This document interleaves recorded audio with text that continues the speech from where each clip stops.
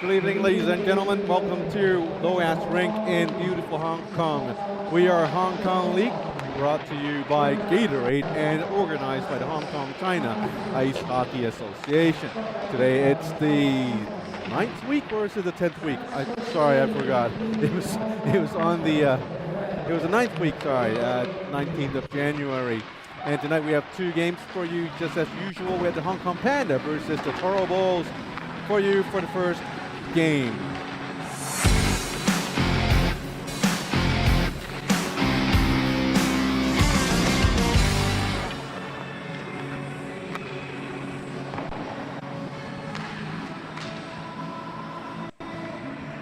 Nice game.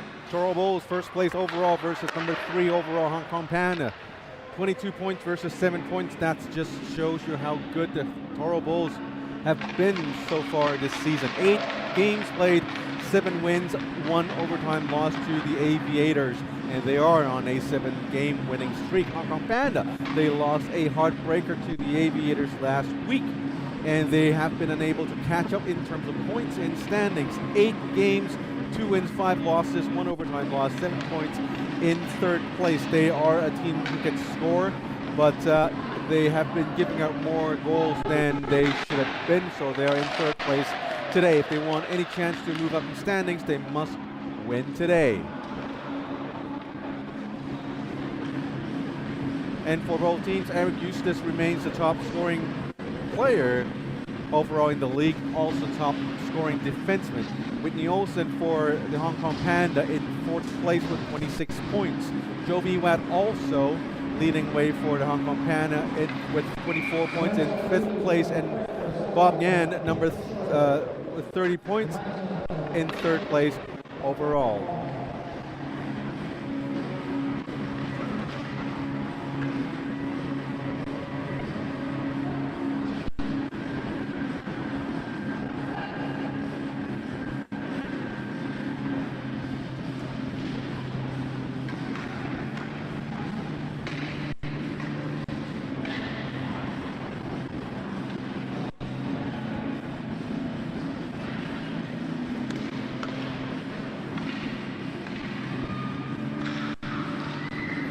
And the scoreboard looks a little different today. While we make adjustments to the scoreboard, the game is underway. You can see me work real time here. For that reason, I'd be focusing on my screen instead of the action. Terribly sorry for that. It's just that's what you do. Unexpected things happen, and that's a goal.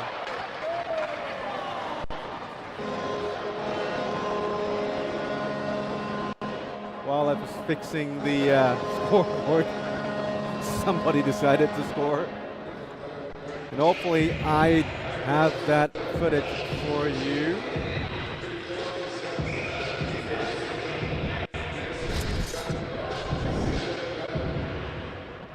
Here we go. That's a straight shot by, that should be Lucas Eschleman from this angle.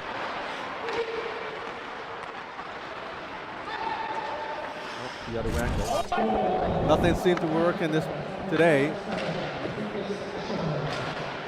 We'll try to get things going.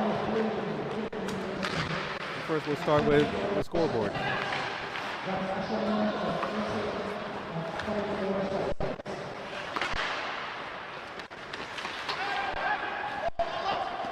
And that should do it.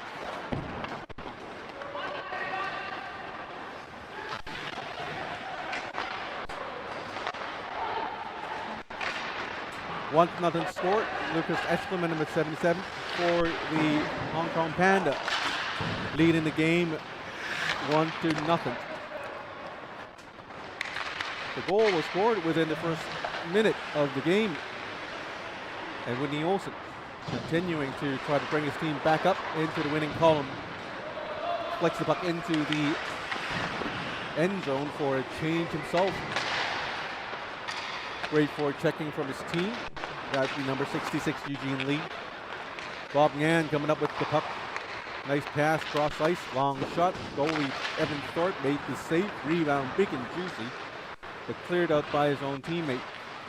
Max Chow spinning around, making a pass to Andrew Lee.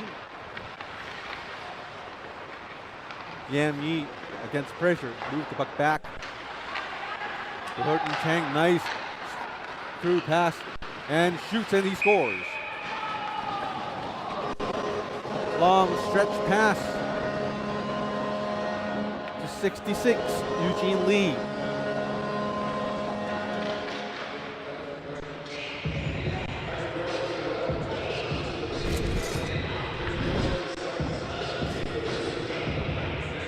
Nice pass out there, nice zooming, and just went near side.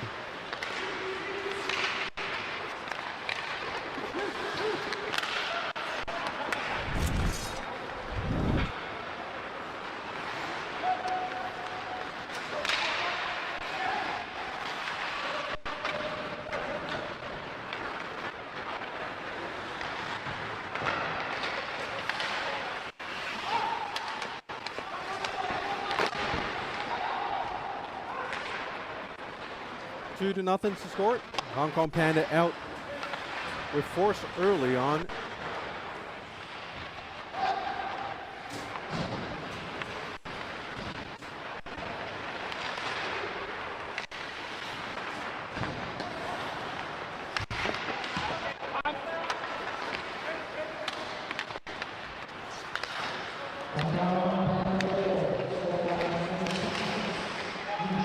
Bobbing in. A check up front in the offensive zone. Eric Eustace fell down on his own. And here comes Pavel Borinov with his jersey number 92. Picked up by the Hong Kong Panda. And they realized they had to go without Albert Persons for an extended period of time due to an undisclosed injury. And they signed Pavel Borinov for future considerations. It's not often you hear big name players like Borinov being traded for future considerations.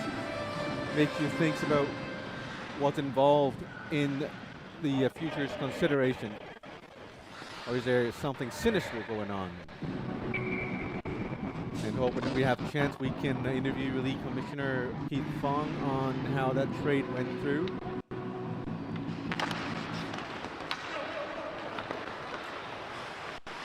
And we still have, we seem to be experiencing wireless signal interference this game as well. We'll try our best to figure things out as the game goes on. Eschleman tries to give it to Whitney Olsen. Intercepted. Young from the Toro Bulls mispasses it. Olsen has it. Rushing into the net. Oh, Olsen made the score. Eschleman was charging in from the other side, but Olsen says, hey, no worries, buddy. I got it. And he nailed it with a goal of his own.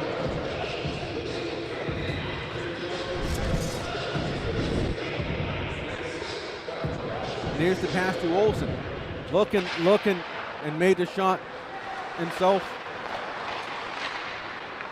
And from this angle, it's completely broken down, interference, wireless intermission.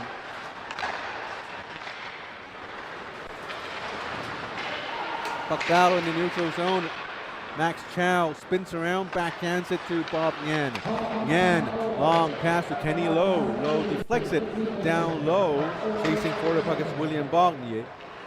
A lot of stick work between players. Eugene Lee's been having a great game today, and should be noted that a lot of players are missing throughout the league tonight, as the Hong Kong China team, ice hockey men's U20 junior team, is in Kyrgyzstan playing the World U20 Championships. They should be playing against Mexico as we speak, or they probably finished the game. I'll check on the scores later on. So there are numerous players missing from all teams tonight. For the Pandas, Karl Mock and their goalie, Moses Fung, are missing from the lineup today. And for the Toro Bulls, notably Rex Koo, number 11, and Curtis Chan. These players are all missing, and both teams have 2 younger players missing from their lineup. So it's a challenge for the team with a shorter bench, and that would be the Hong Kong Panda, I would say. And that's a goal by the Toro Bulls. Eustace looks the happiest, so he must have scored the goal because I wasn't looking at all. And hopefully we can get the footage from this side of the rink. Nice move there, Jordan So backhands it. Jordan So, well, Jordan So, nice backhander. Nice individual effort, beats past everyone, and a strong backhand shot, and nicely placed as well. Very difficult saves for goalies when you have backhand shots like that. Puck went out of bounds.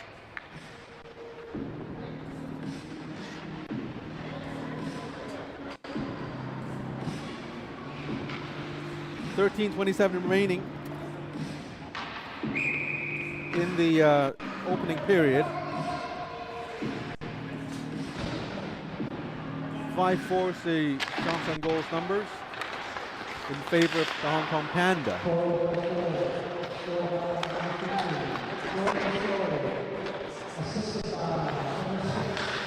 Toro Ball in the offensive zone with possession.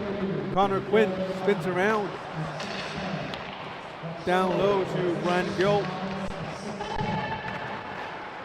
Tries an aggressive pass picked up by Bornoff. Bornoff moves it up to Olsen. Icing waved off as Whitney Olsen was able to beat the icing call. Connor Quinn was there first. Made the pass to Bob Yan. Yan moving all the way in all alone. As he was trying to cut into the crease, puck was deflected by the goalie of Evan Thorpe. Goalie for the Toro Bulls tonight, Boyce Wong, 57.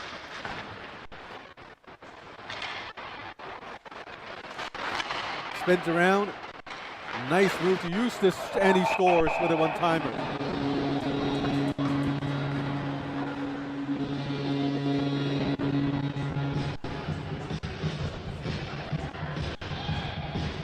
Nice team effort by the Toro Bulls.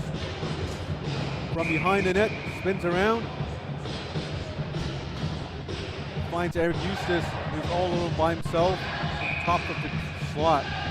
Everyone thought the puck was going to Bobby Yan, and instead Eustace picked up the puck and just whips it in past the goalie Evan Thorpe.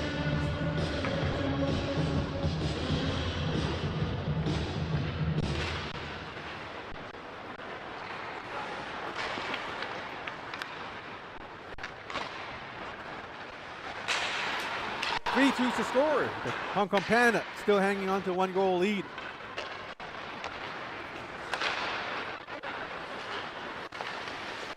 Eugene Lee today, great game so far. Picking up the task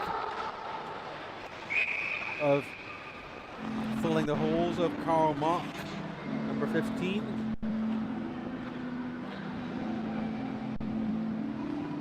Number 6, Jonathan Yu, paired up with Eugene Lee. And on his left, it's Andrew Lee. Curtin Cheng and Yam Yi.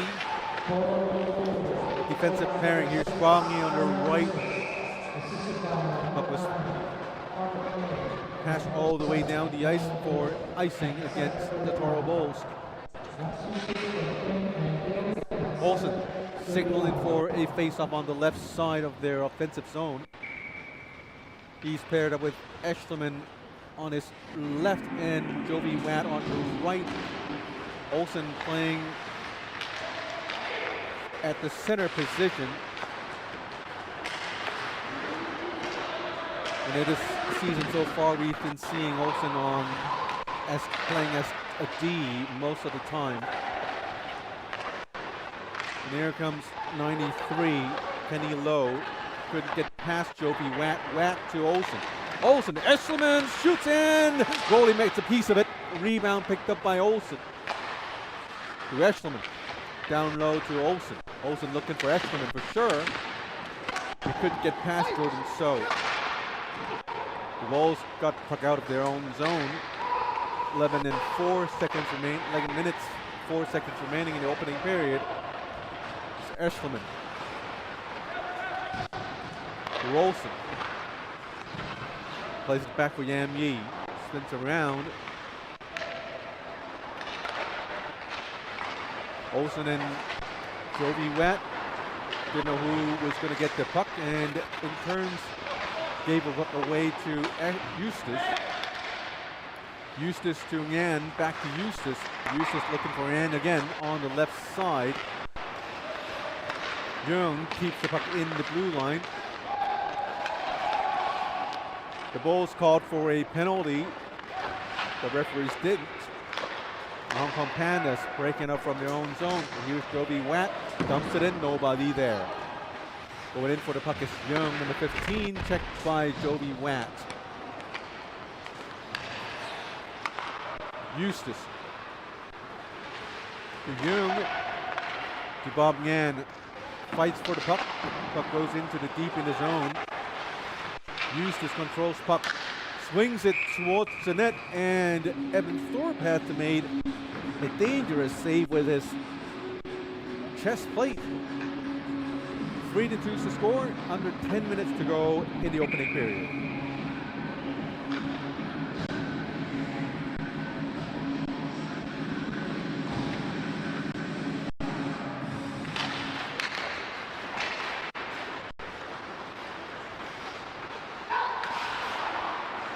Connor Quinn spins around and around. Bornoff pestering behind him. Spins around to Young. And the Bulls keep the possession, barely. Connor Quinn with Eugene Lee behind him. Shakes loose Eugene Lee, but couldn't get into the slot. Young to Jordan So. Bornoff had a stick in between Jordan So's armpits. Eustace to Jordan So, spins around. Deflected by the defense. 4 red shirts piling up in front of the goalie, and we have an arm up from the referee signaling for a delayed penalty against the Hong Kong Panda. Now they have the puck and we have the whistle. It's a hooking call against Whitney Olsen, captain. Captain explaining himself. Or was it no, it's the newly signed player, Pavel Bornoff, number 92.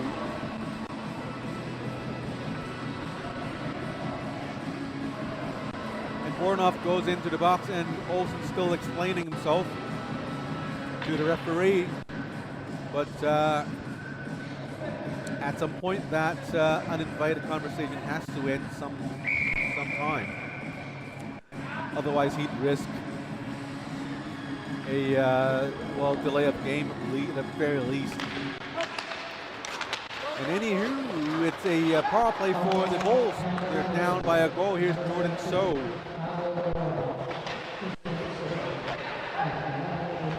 Gardner Quinn behind the net, playing like a Gretzky out there. Jordan So slaps it, and goalie makes the save. Rebound for Brian Gill. Gill centered it. Eric Eustace, long shot deflected by a defender. Puck ends up along the boards, picked up by the Bulls. Connor Quinn, Jovi Watt, and Eustace chasing after the puck, and Eustace controls the puck. Minute 18 remaining in the power play. Bobby Yan dumps it in the other side, picked up by the Bulls. Moves it back to Eustace, moves past the first defender to Bob Yan, centering pass. Oh, nice pass. Here's another shot, and they score. I think they did. And the referee says so as well. And we have a tie game at 3 apiece.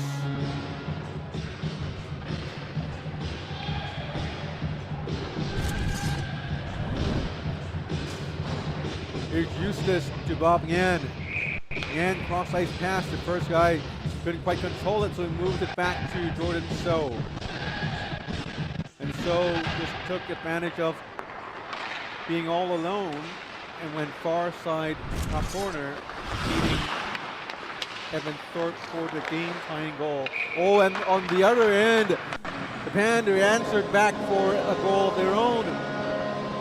Joby Watt looks like the man, at least a young man.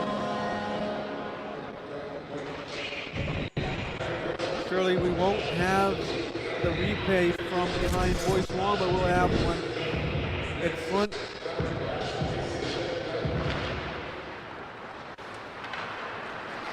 Such a quick release by Joby Watt. One of the most lethal weapons he has in his arsenal. We have a penalty right now against the Toro Bulls, I suppose. That's an interference call against number 95, William Barnier. So after scoring the go-ahead goal again, they are in the power play of their own. See if they can answer back. Olsen playing point with Voronov, number 92. Up front, Esterman playing center. Number 4, Tom Allen on the left wing and Joby Watt on the right. Here is Voronov. Voronov, oh, nice pass to number 4, Tom Allen. Tries to jam it in, but goalie has it.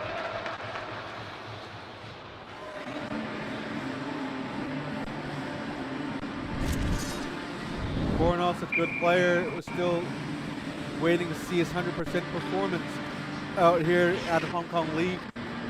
Every game it looks like he's playing at 60-70% strength. But he did show a glimpse of his stardom.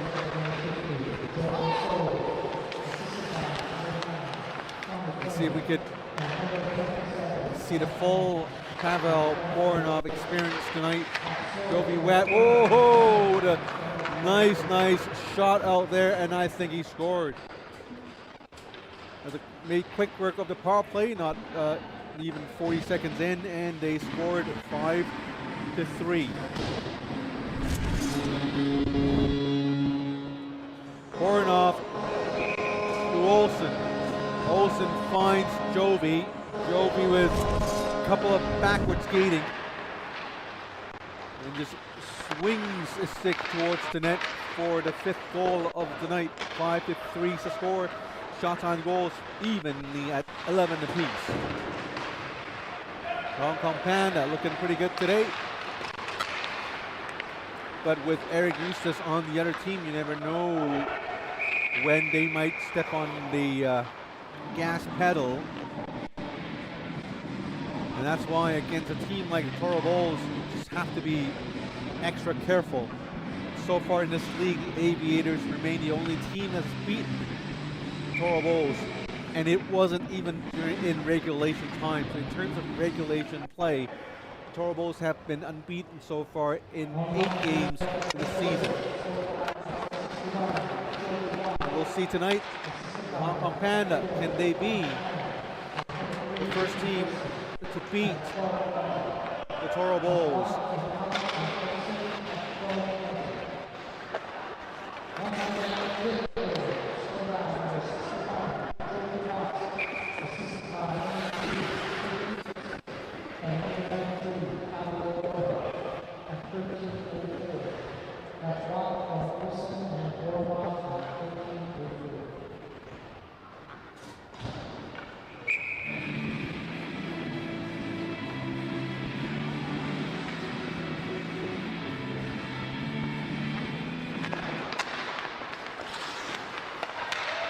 face-off in the Panda zone. 6:02 remaining.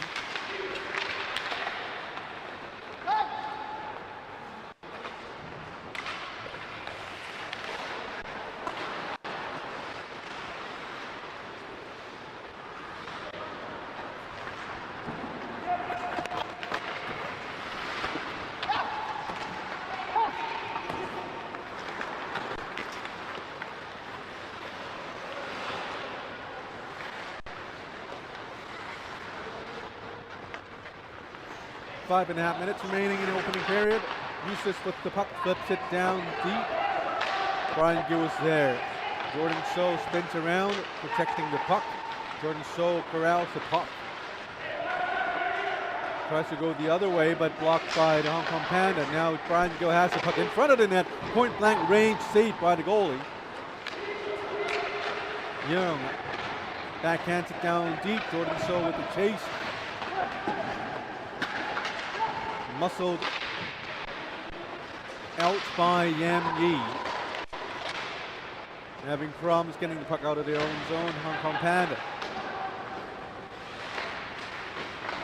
So trying to create offense on the right side, but now the Hong Kong Panda got it out of their own zone for icing, and everyone who went into the bench was caught, and everyone has come back out. Tonight's game brought to you by Puck Empire, your #1 source for North American hockey news. Puck Empire, it's part owner of the Hong Kong Panda. It's a great source for North American hockey, AHL, NHL, especially on Instagram.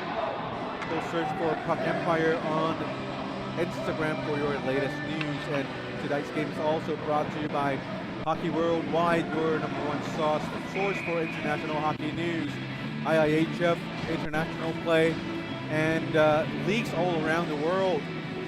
Go search for international hockey worldwide for your international hockey news. 4.5 minutes remaining in opening period, 5-3 to score. Hong Kong Panda with the lead.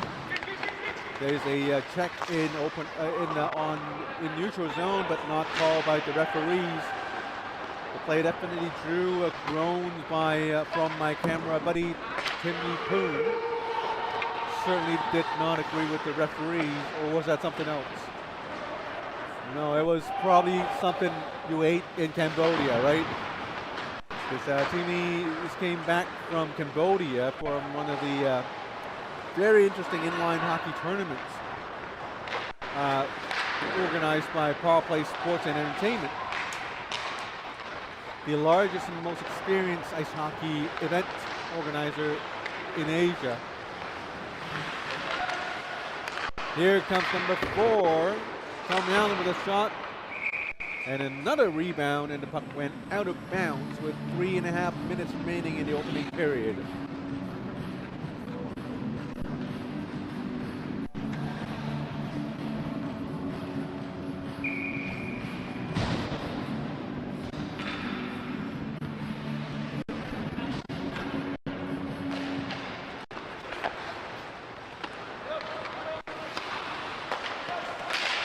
Rumble.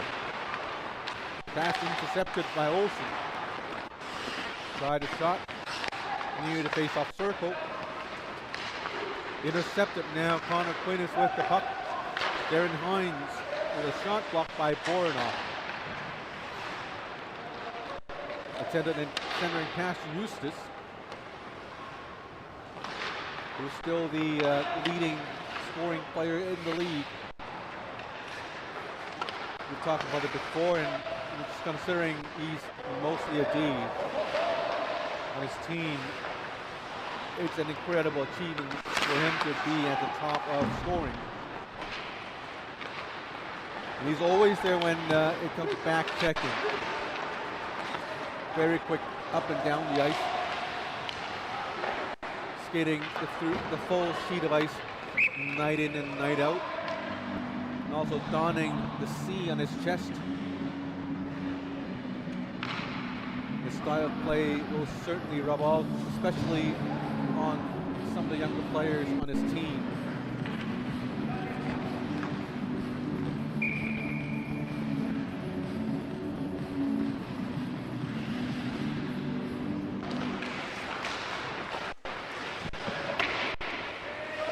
2.5 minutes remaining in the opening period.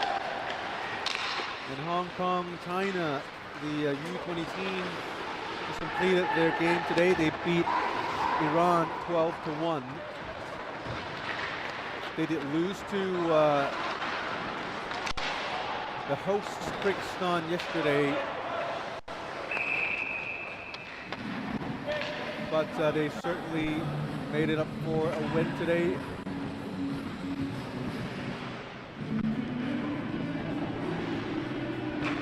And number 9, Connor Quinn going to the box for a charging call. He's set for 2 minutes. This team can defend their own end for the entirety of the 2 minutes. They would finish the power play, the penalty. They'll play out the penalty before the end of this period. Voronov with the puck, nice sneaky pass to Olsen. Sharp angle shot, saved by Boyce Wong.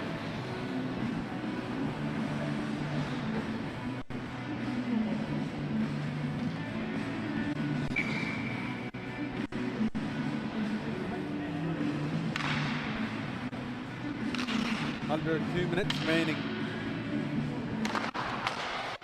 Tom Allen with a face-up. Here's Voronov, no shooting to Olsen. Long shot, and they score. 6-3 is a score. And out comes Connor Quinn. Very short power play. And Whitney Olsen again with the goal. Voronov, no shot from him again. Instead, he moved it to Whitney Olsen with a shot on top of the slot area, scoring the 6th goal for his team. Pulling ahead with a 3-goal lead for the Hong Kong Panda.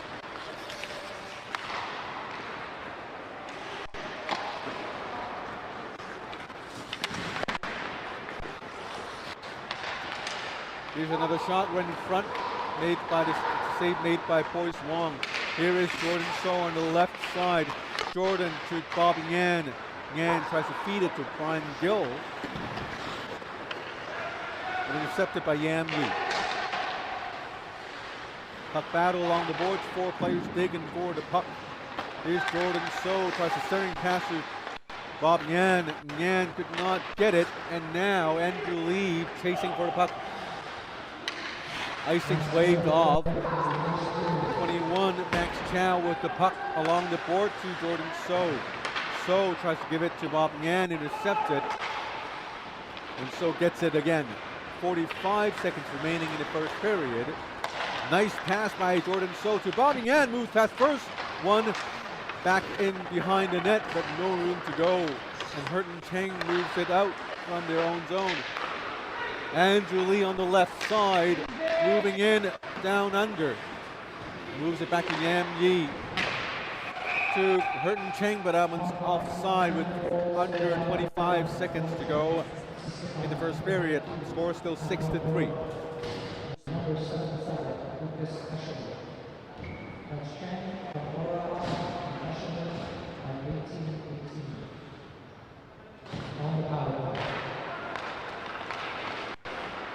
.22 seconds remaining in the first period. Icing waved off. Here's Eustace, 10 seconds remaining. Bongye. 5 seconds. And that should do it. And there you go, that's the first period in the books. 6-3 to score. Panda leading the ball 6-3. I'll take a short break. When we're back, we'll bring in the second period.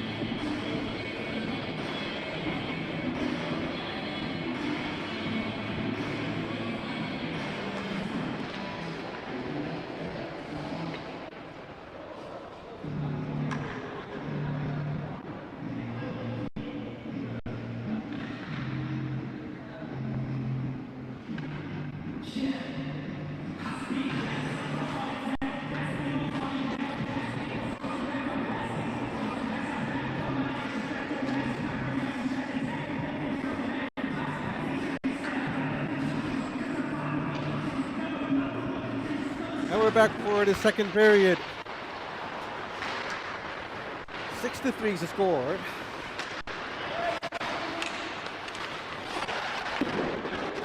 Here's an early shot saved by Evan Thorpe.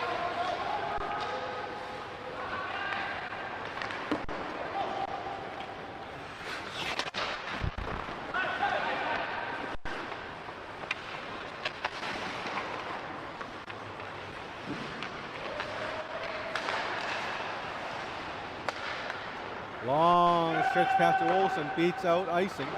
Oh, sharp ankle shot saved by the goalie. Here's another shot.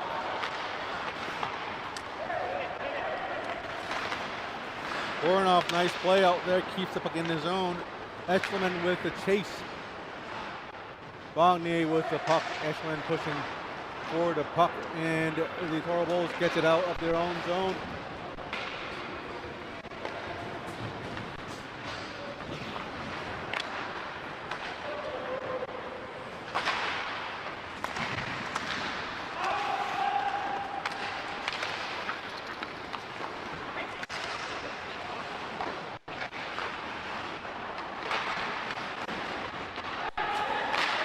Long shot, deflected.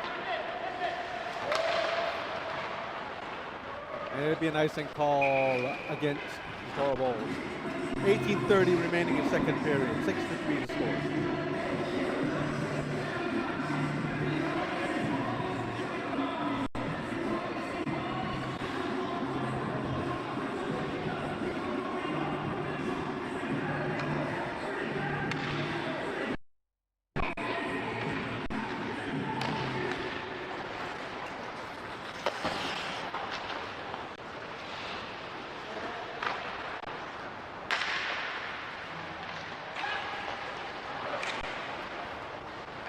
Constantly making minor changes to our equipment throughout the game, and hopefully he can solve things in the end.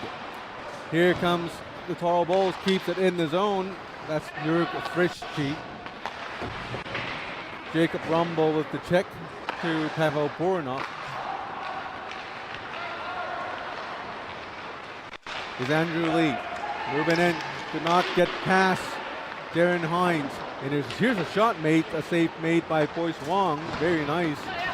Bobby Yan moves it up, picked up by Hurton Cheng. Hurton Cheng looks, spins around, goes behind the net, pestered by Darren Hines, number 23. Here's Jordan So, Bob Yan shoots, oh, and he scores.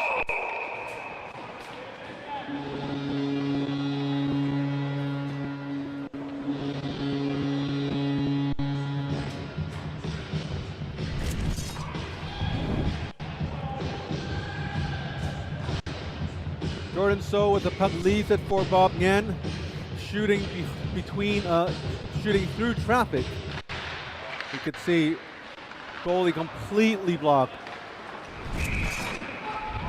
and that's 6-4.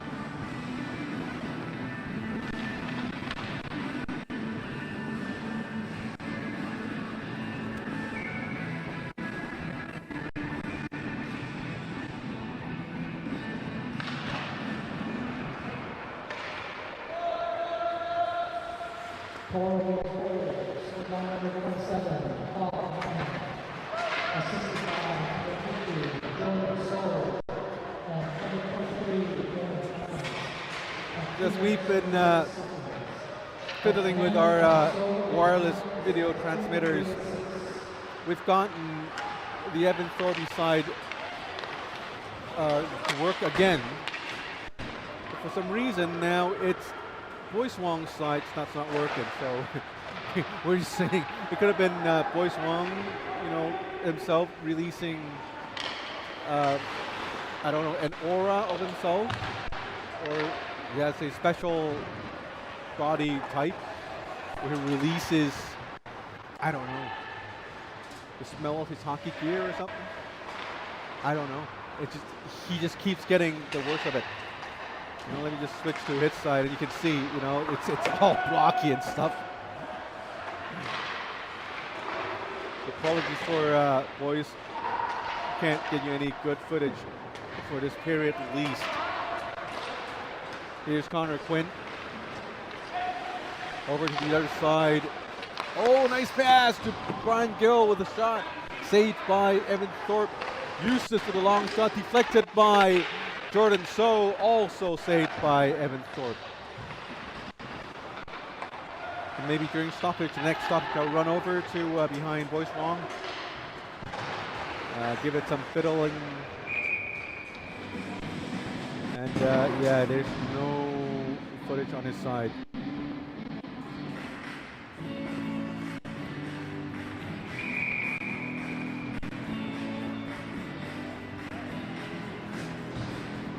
So interesting, we never had this problem like a month ago before the Christmas break, but something happened.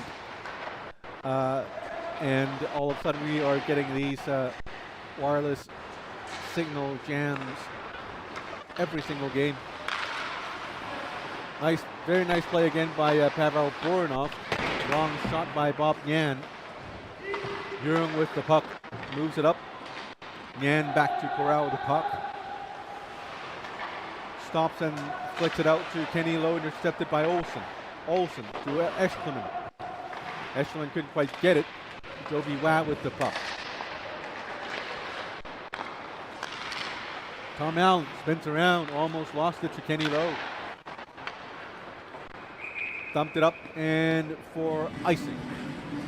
14:51 remaining in the second period. Shots on goals are fairly even. 20-19 in favor of the Hong Kong Panda.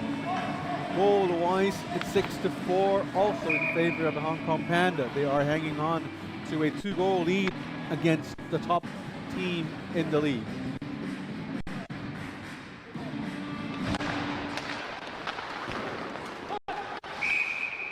Long shot by Eustace. Saved and covered by Evan Thorpe, the goalie.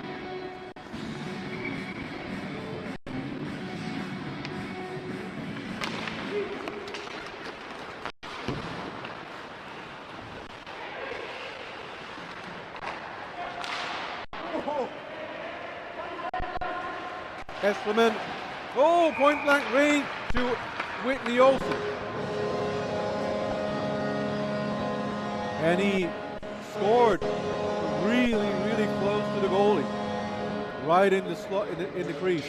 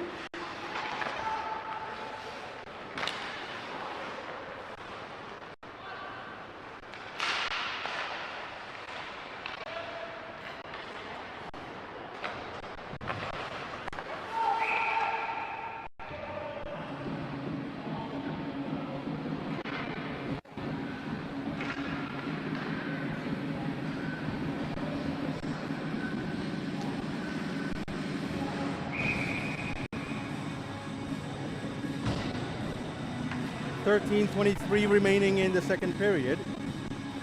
As I made another dash to fix the cameras behind Boyce. And it looks like we have something going on. There you go. There's Boyce. Shoots wide. Here's Jordan So the other way on the left side. Behind the net. Wraps around. Nice pass to Young. Long shot, but this one went very wide. Probably fanned on the shot himself. Young with the puck to Brian Gill. Gill behind the net. Spins around. Young the other side. Gets it, looks behind him. Finds Jordan So. No. Instead he wanted to go for Eric Eustace and stolen by Jovi Watt. Stops, nice move with a shot himself. Goalie Boyce Wong made a save. 7-4 is the score. Panda still with a 3-goal lead in the second period as we approach the midway mark of the game. Here's Jovi Watt. Past the first one and with a shot, and we have a penalty going up. And that's likely against Yam Yi, number 22. But he's not going out. He's not heading to the box. Thought someone's going to the box. And no one's in the box. And I thought there was a penalty. Oh, the penalty's right here. That's on Jordan So. He was hiding in his own bench. Yeah. So that's a penalty against Jordan So, and Hong Kong Panda up by 3 goals. Will have a power play for 2 minutes, I believe. Yes, sir, 2 minutes. Olsen with a monster game today. Bornoff. Oh, Bornoff missed the puck. Here comes a breakaway for Connor Quinn. Quinn with the shot, and he scores. I've so wanted to say that he has the shot and he scores. That's a bad giveaway by Pavel Bornoff, the top player of the game, of this team, arguably. It's just an unfortunate misplay on his part. It's right, like he tried to swing for the stick, but Connor Quinn already went, and Thorpe had no chance right there. He challenged way out, and he just gave too much space to his stick side and gave away the puck. That was a short-handed goal by the Toro Bulls. 7-5 to score. Still a minute 20-second power play remaining on the penalty to Jordan So. Hong Kong Panda, long shot deflected. Picked up by Tom Allen. Allen back to Olsen. Olsen looking, he shoots, gloved down by Boyce Wong. Rebound by the Hong Kong Panda, and then the shot. Mask saved by Boyce Wong. Bornoff with a shot himself. And rebound! No! Puck still loose. Now the puck's out. Olsen, oh no, he whipped on the puck. Now we have Connor Quinn again with almost another breakaway. Wow, if he were to have his second in a row breakaway attempt, that would have been kind of funny.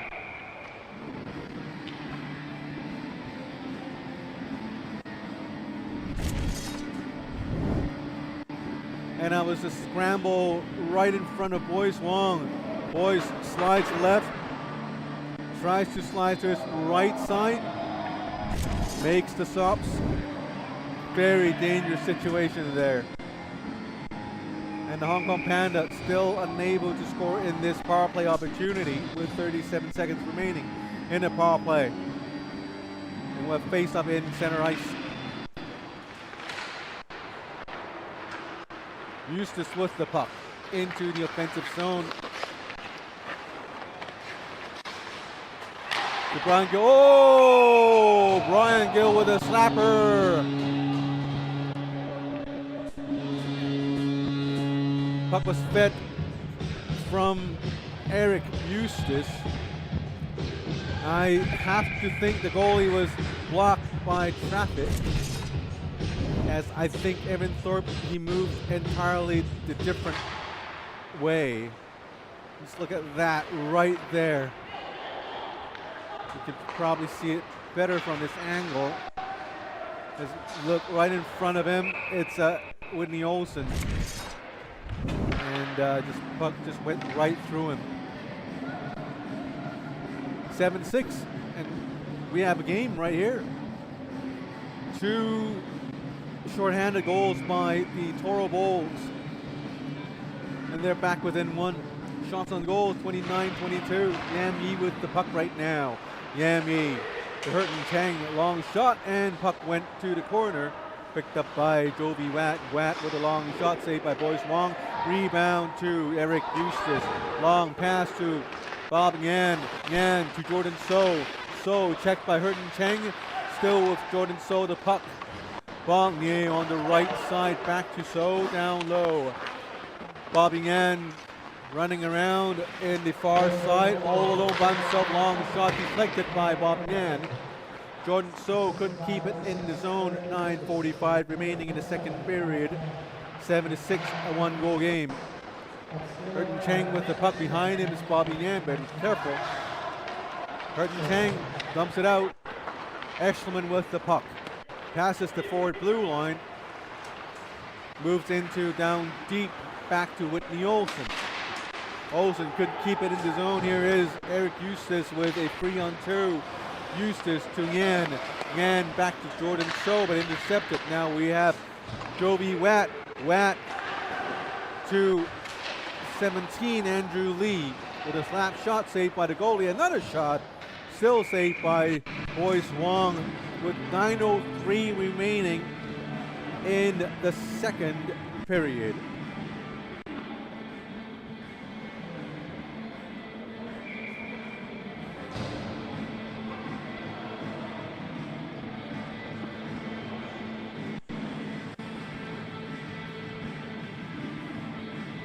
Face-off in the Bull zone. 9 minutes remaining in the period. Second period. Here is Connor Quinn. Leaves it back with Jacob Rumble. Rumble to Jörg Frisky.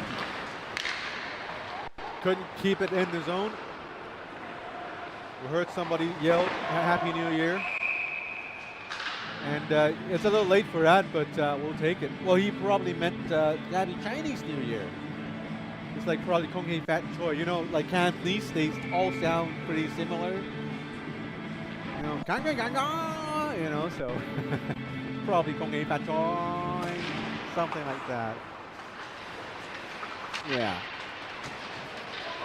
76 is the score, 8.5 remaining. But Hong Kong Panda running away with shots on goal numbers, 33-22. But we've been seeing a lot of these near breakaways from the Toro Bulls with their very, very lethal stretch passes, making a lot of connections, especially to Connor Quinn.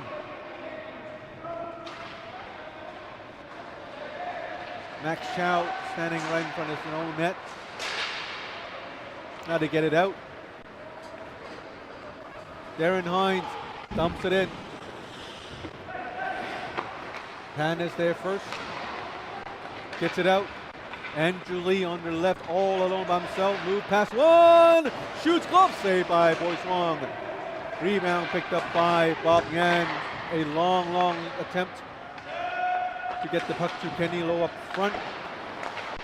Here is Eustace doing his thing. Eustace to Kenny Lowe. Lowe with the cross ice to Bob Yan. Yan moved past one. Swings it cross ice. Picked up by Bognier. Shot. Puck went behind the net. Boronoff fights for it. Jovi Watt brings it up into the neutral zone, into the offensive zone. Still with his puck. Brings it back to Olsen. Olsen with a backhand shot. Gets its own rebound. Another shot again. Rebound picked up by the Toro Bulls. Olsen with a shot of his own. Shot. This one high to Jovi Watt. Fans on the puck with help from from Bob Yan on the other team. A little stick lifting. Bob Yan with the puck, dumps it in for a change. Boronoff ships it up. Picked up by Ying Young, number 15 for the Toro Bulls. 6.5 minutes remaining in second period.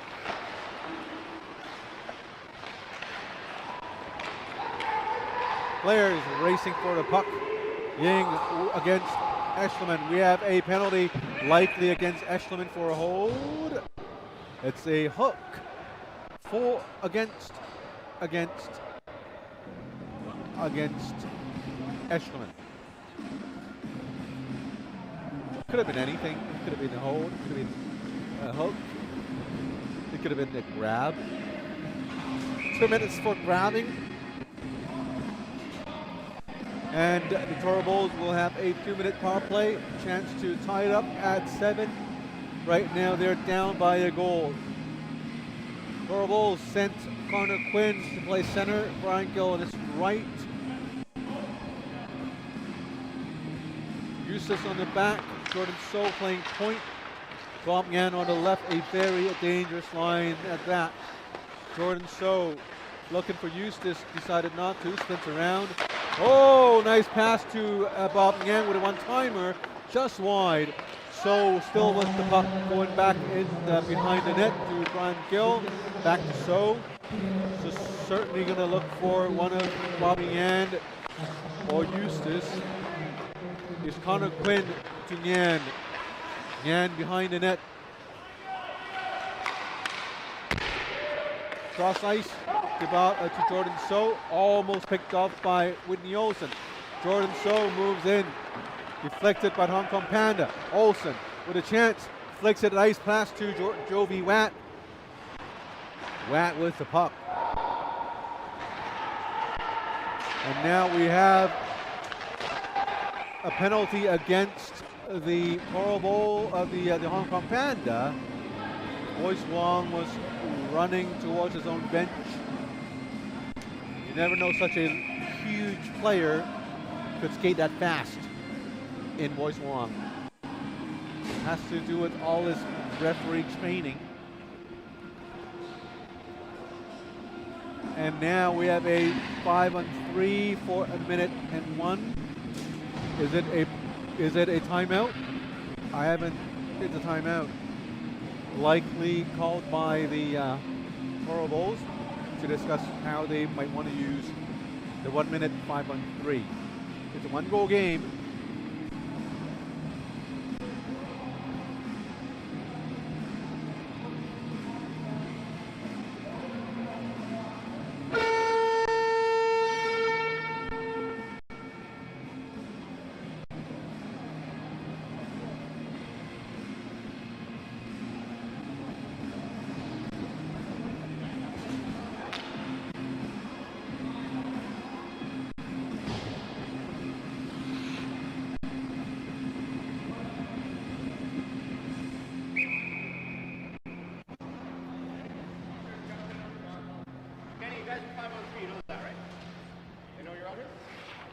After some snack munching time, not the players, that's me. And it's only me.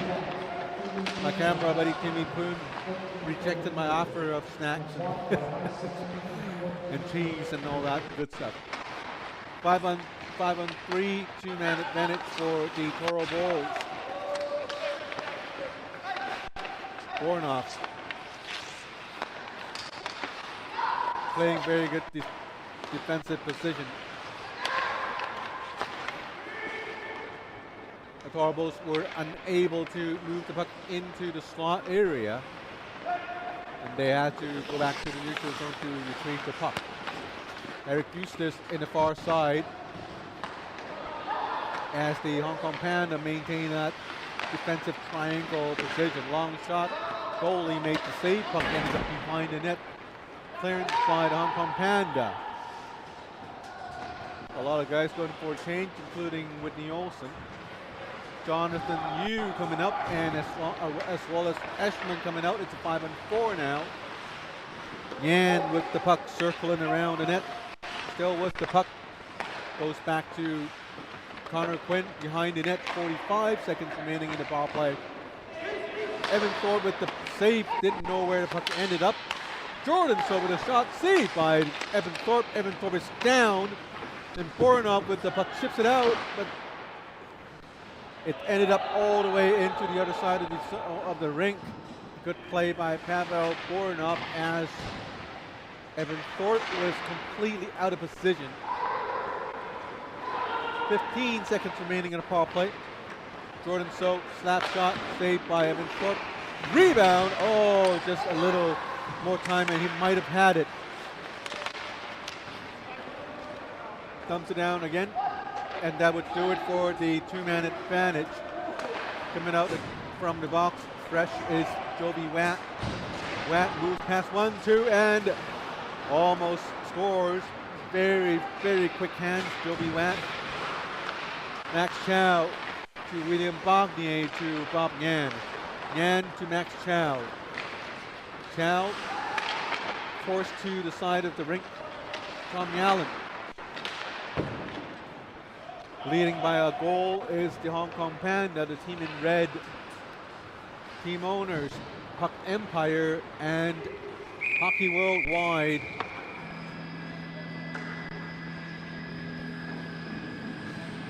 The owners of Hong Kong Panda.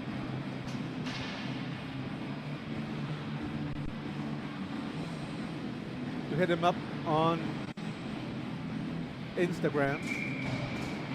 If I remember correctly, the Puck Empire, I think they are 196K followers. So they have been doing a great job at it. Very updated news and stuff for you Vancouver Canuck fans. Check them out to see whenever your favorite players have been or being traded away. Would it be Elias Pettersson? Would it be Brock Besser? Or would it be the entire team? Hey, check out Puck Empire. And if you want to check out the men's under 20 team from Hong Kong, China, see how they do at the World Championships, hit up Hockey Worldwide. They're also on Instagram as well as X.com. That would have been Twitter from a long time ago. Now called X. Here in Hong Kong, we don't really use X or Twitter that much.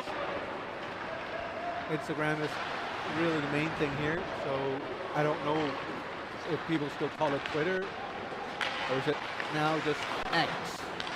X. Connor Quinn with the puck, seeing that he's offside, he brings it around, back on his own zone for his teammates to clear the offside. 1:20 remaining in the second period. Looking forward for my snack time during the intermission. Ashman with the puck to Olsen. The fire from the Hong Kong Pan had died down a little, and we have an offside call against the Toro Bulls. 1:02 remaining in the second period. Shots on goals, 33-27.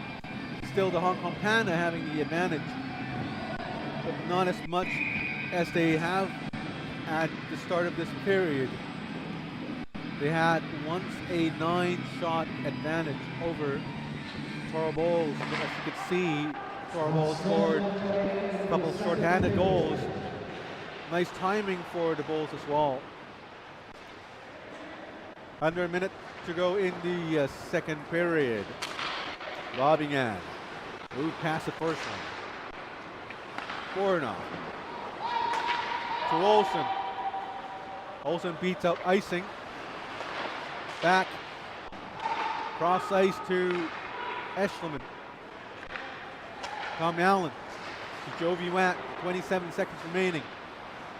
Jovi couldn't keep it in the zone as Eustace took it from him.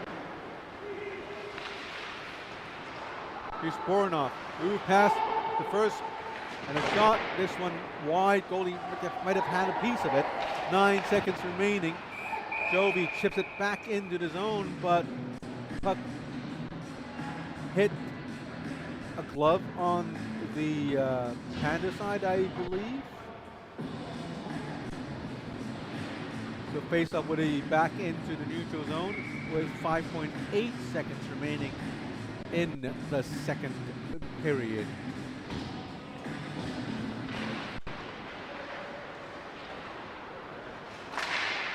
And that should do it for the second period. 7-6 to score. Panda up by 1. We'll be right back after this short break.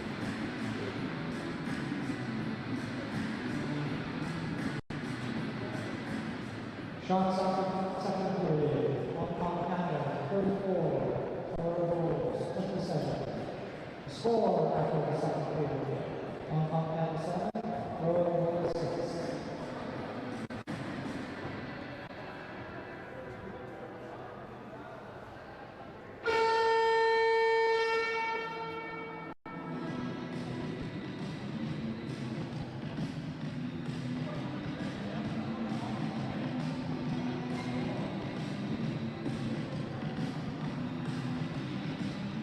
Make sure to follow us on Facebook and IG. Just search HKL Hockey.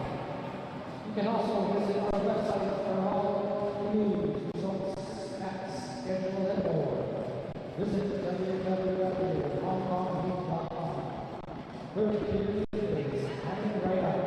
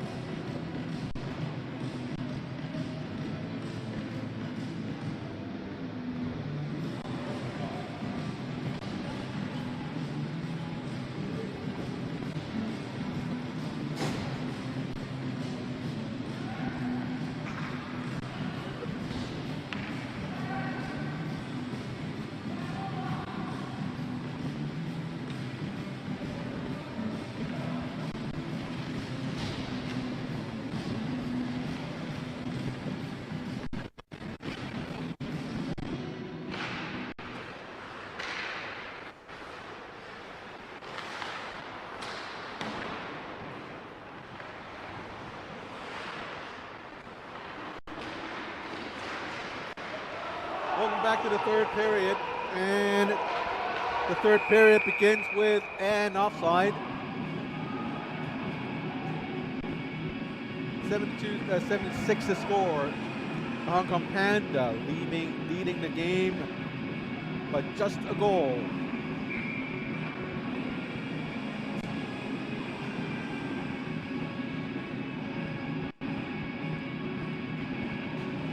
Face up in the neutral zone. Max Chow gets it. Andrew Lee.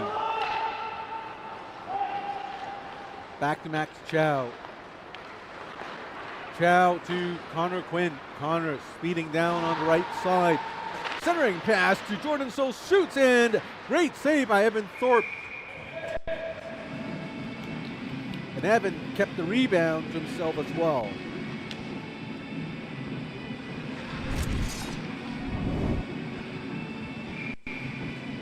Look at Evan Thorpe closing down everything, win, and snatched the rebound right out of Jordan So's stick.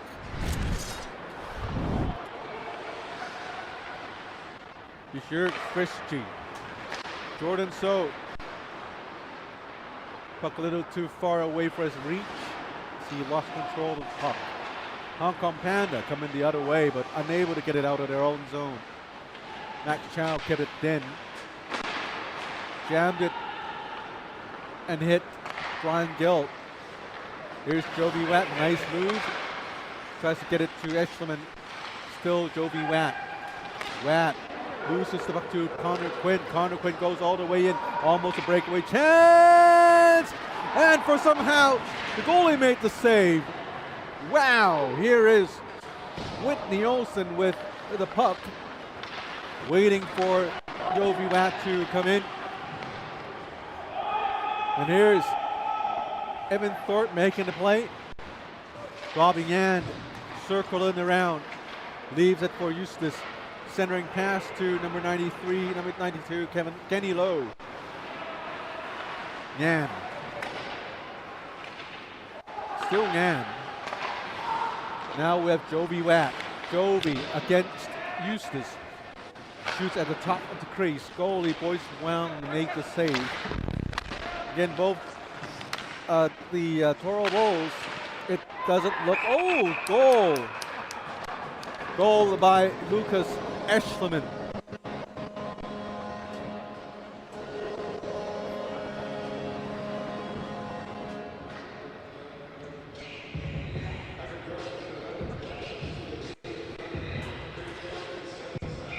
First, we need to look at the goal by Lucas Eschleman right here, as Boyce Wong was waiting patiently for the puck, but everything, his vision was blocked. And Eustace was offering his apology. No, sorry, my bad. And Boyce Wong obviously blocked by not just Eric Eustace, but by at least 3 other players. But you got to look at the play from Evan Thorpe over at the other side. It was a clear breakaway from Connor Quinn. Look at Connor Quinn. Comes in. Evan Thorpe just went in. And Connor Quinn just lost his shot. He just lost his balance just by that little bit. And here comes Jordan So with a breakaway of his own. Jordan So moves in and he scores. This time, Jordan So beats not just Evan Thorpe, but Hurton Chang as well, as Chang was unable to stop him.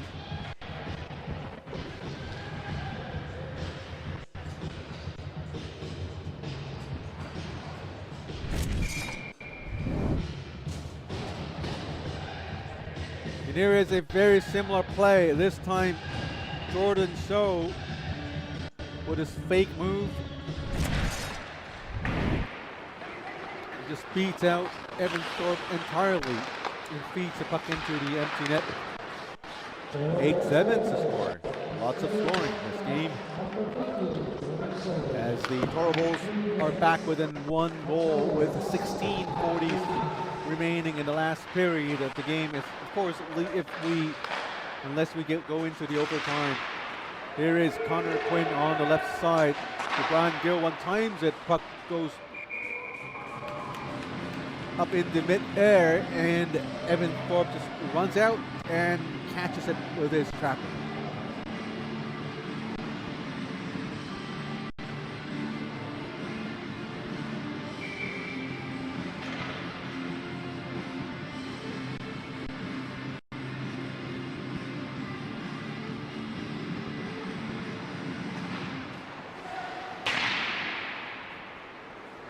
A long shot by Connor Quinn. Puck goes back into the corner. Toro Bulls has the puck centering pass to a long shot by Yura Christie, the former Division I player here in Hong Kong. Very nice guy. We went to Thailand for a nice hockey tournament. You know, before you guys, those who are not from this area, Thailand is not just about the nightlife and the beaches. There is this huge ice hockey tournament in Bangkok, Thailand, once a year at the end of October. And I was on a flight with Yurk.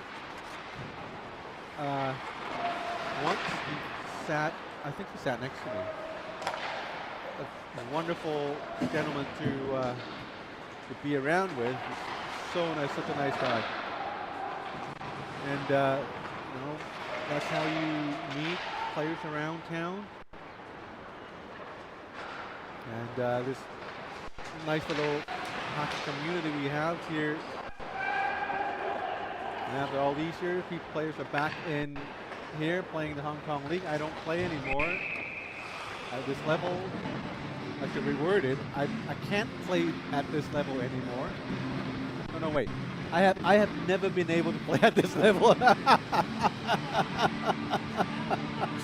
I've never been able to play at this level. But hey, here we are. We're all at the same rink. I do my thing. Timmy does his thing. Pete obviously can't play this league. I asked him to be the emergency goalie, but it's all joke. None of us could play, but we're here. We're doing the same thing. We're having fun together, and I think that's one of the most important parts. There is such a great emphasis on youth development over the past, I don't know, 2 decades of ice hockey here in Hong Kong. But without a properly tiered adults hockey league, you know, you can develop all you want, but what would these kids do after they complete their training, they get out of their program? They'd have to have a league to play, and I think the Hong Kong League is here for exactly that, and I hope, it is my hope that the Hong Kong League could expand into different divisions. Like we can have Division 1, Division 2, and Division 3, a properly tiered ice hockey league instead of the fragmentation we have right now. I know this probably doesn't go well with, you know, a lot of the league organizers here in Hong Kong, but I think that's what players need, and frankly, that's what the association should look into. It's to, like in Vancouver, if you've been in that, or North America, if you've been there, you know, like there's Division 1 through 10. You know, players and teams, they move up and down. And it's a very good system. It encourages players. Oh, that's a goal. Jordan So, I don't know. Timmy Poon says it's a hat trick. I think he doesn't care. He just scored a bunch.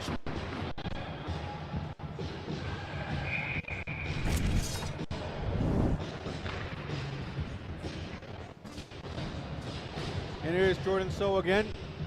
The same backhand, but from another position. And the shot managed to trickle through the pads, between the pads of Evan Thorpe. Now it's a tie game, 8-8. As we're seeing in Vancouver, you have, you know, Division 1 to 10. Teams move up and down the divisions. You know, it gives players an incentive to move up to play better, to try to get to that elusive top division. And when you tell people you play Division 1, people know what you do. You know, you have this pride in staying in a top division in a league. And players in a certain league, they would try their very best to avoid being relegated to a lower league, and I think that's healthy for everyone in the community. But you know, I understand that there are a lot of limitations here in Hong Kong. There's a high cost of ice time, limited ice rinks we have, but you know, there has to be a middle ground of some sort, as long as everyone's willing to work together, or you know, if the association is willing to take charge and take lead to, you know, work with everyone around the hockey community, I'm sure something can be done.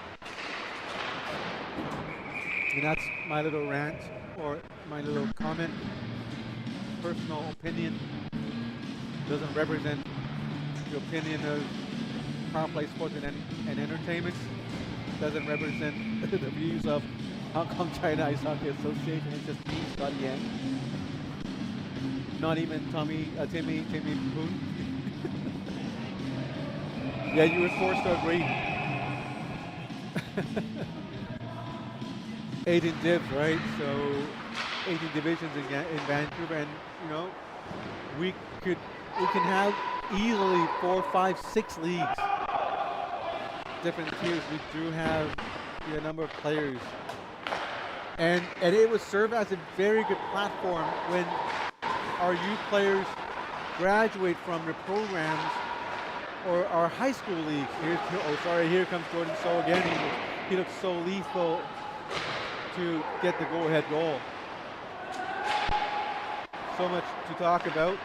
Here comes Whitney Olsen. You know, we have all these coaches training up the kids. There's a dangerous shot by Eustace with Evan Thorpe. Just getting the angle and balance all wrong. It was fortunate for him the puck went out of bounds. Well, sorry, was wide, shot wide. Here comes Bob Yan. Oh, centering catch with Brian Gill. Rebound, Eustace, and he roofed it. 9-8. The first lead we've seen from the Toro Bulls this game. And guess what? It's Eric Eustace taking the lead. Literally.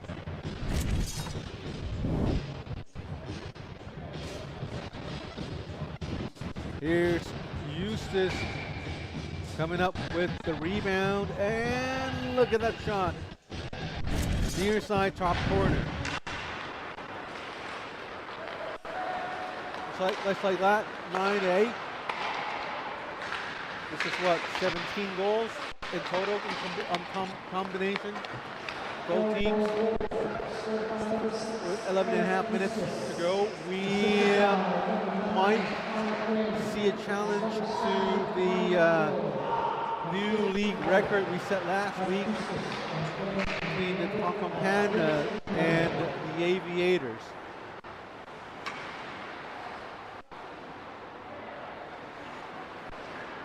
And also hi to the 25 viewers watching online.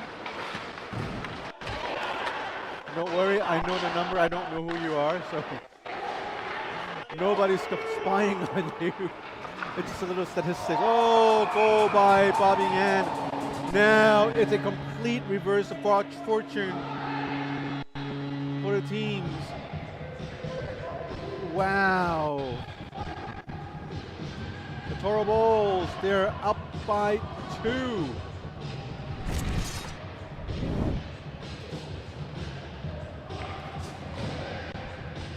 Here comes Bob Yan. Goalie had a piece of it. The ball trickled through his pads and went into the net. 10-8 score. Another unbelievable game. We're still not even halfway through the third period, and now we have an offside.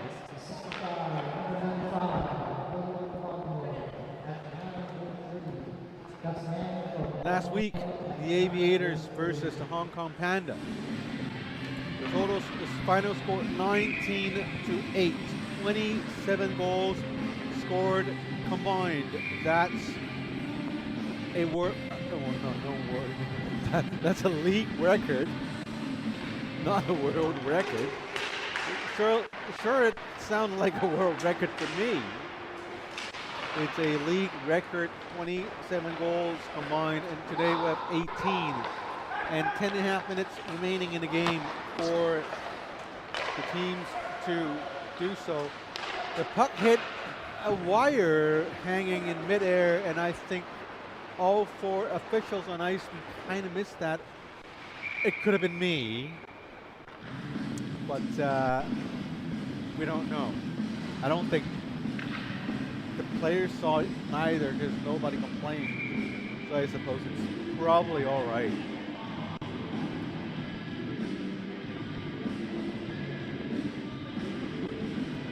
Shots on goals, 38-37 for the Toro Bulls. They've really come back into the game, and they're leading the game by 2 goals. Long shot again.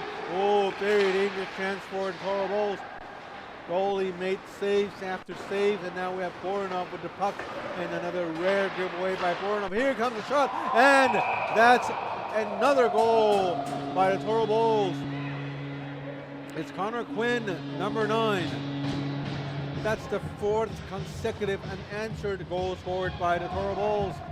They were down by 1, and now they are up by 3.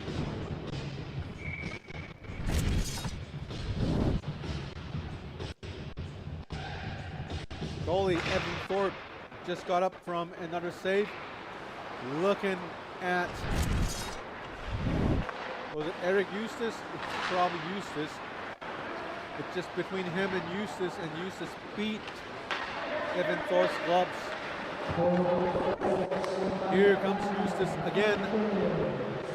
Past the blue line, leaving it for Connor Quinn. Now we have Bob Yan. Yan to Eustace, to Quinn. And Yan waiting in an open area, open space right in front of the net. Hong Kong Panda desperately trying to come back. Lost their fire completely in the third period. They're now down by 3 goals. Here comes Connor Quinn on the left side, buying time for his teammates. They're getting in place to Max Chow. Max, oh, picked up by Jovi Watt. Watt with the breakaway chance. Jovi Watt, oh, saved by Boyce Wong. Jovi still has the puck. Yam Yi with the puck. Skates with the puck a little bit. Spins around. Spins back just before the blue line. Back to Jovi Watt. Watt moves out from the corner to Hurton Chang. Long shot to Wartsnet, and they score. Wow. So many goals, and I've lost track of the goals.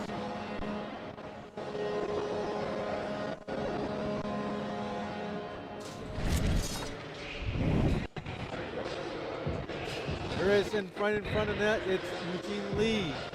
And a long shot deflected by Eugene Lee as a post and beating Boyce Wong.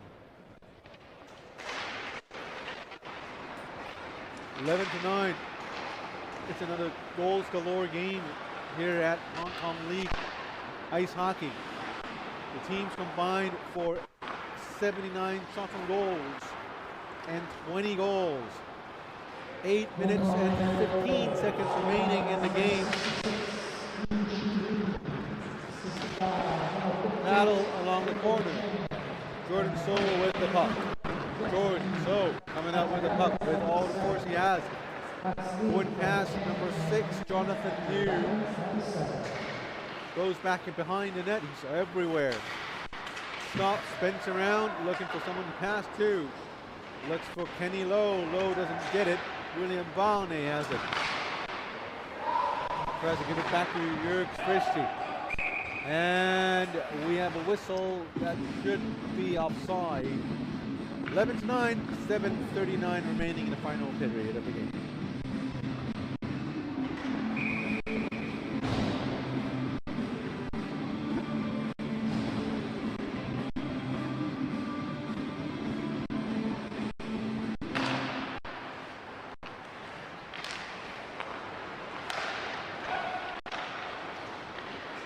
Seven and a half minutes remaining. Here comes the Toro Bulls again. Voronoff to Esterman. Back to Olsen. Olsen still with the puck with a shot. Oh, deflected right in front of the net by Esterman. Jovi Watt. Puck battle along the boards. Back down low to Esterman. And Eshelman went up against Bob Nyan. Nyan took it away from him to Eustace. Now we have a 2-on-1 situation, but Voronoff gets it. Voronoff skates up along the right side of the rink, gets into the slot, nowhere to shoot. Attempted to put the puck towards net, hit the skate. Now we have Eustace coming in with a shot. Goalie made the save, lost balance. Rebound picked up by Voronoff. Voronoff to Olsen. Olsen past the blue line, moves in for the shot. No, to Voronoff, and he scores. He scores, he scores. Olsen, nice goal to Voronoff. What a pair.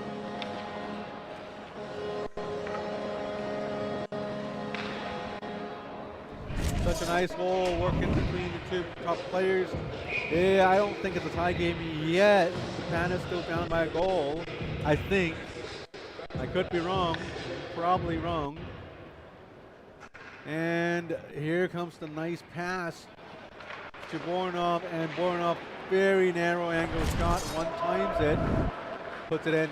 It's still a one-goal game, but now the Pandas are back behind, back within one goal. 21 goals scored combined between the two teams. 6 minutes remaining.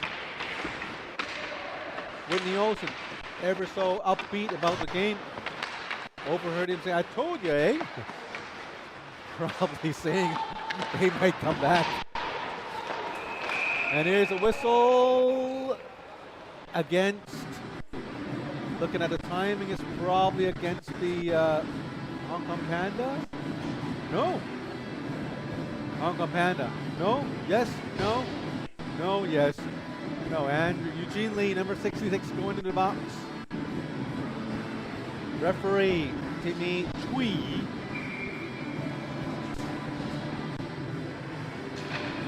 assessed the call, a 2-minute minor against number 66. And just when you thought the Hong Kong Panda had all the momentum, they ran into penalty trouble. Long shot right, nice save by Evan Thorpe. Eustace back to Nyan. Nyan to So. Oh, to Eustace. No, to Connor Quinn. Goalie made the save. Eustace trying to shoot it. Hits Brian Gill instead. Minute 38 remaining in the power play. Nyan. To Jordan So. To Nyan. Long shot.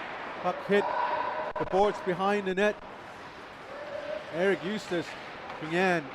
Minute 24 remaining in the power play. Nyan with the puck. Nowhere to go. Spins around. Teammates not really moving. So he tried a pass and it blocked by a skate. And the Hong Kong Panda were able to ice it down the rink. Played by Boyce Wong. Bob Ngan to Kenny Lowe.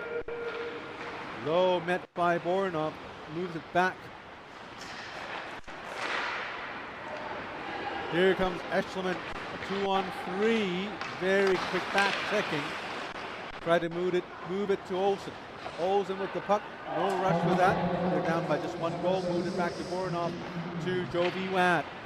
Watt with his smooth skating and smooth stick handling skills. Andrew Lee calling for the puck. We're a little too late as Jovi Watt's already made the shot. Deflected by a stick. Here comes Jordan So the other way. So grabs the puck on his own, shoots. Goalie had a piece of it. Puck went out of bounds, and 18 seconds remaining to the penalty to Eugene Wong.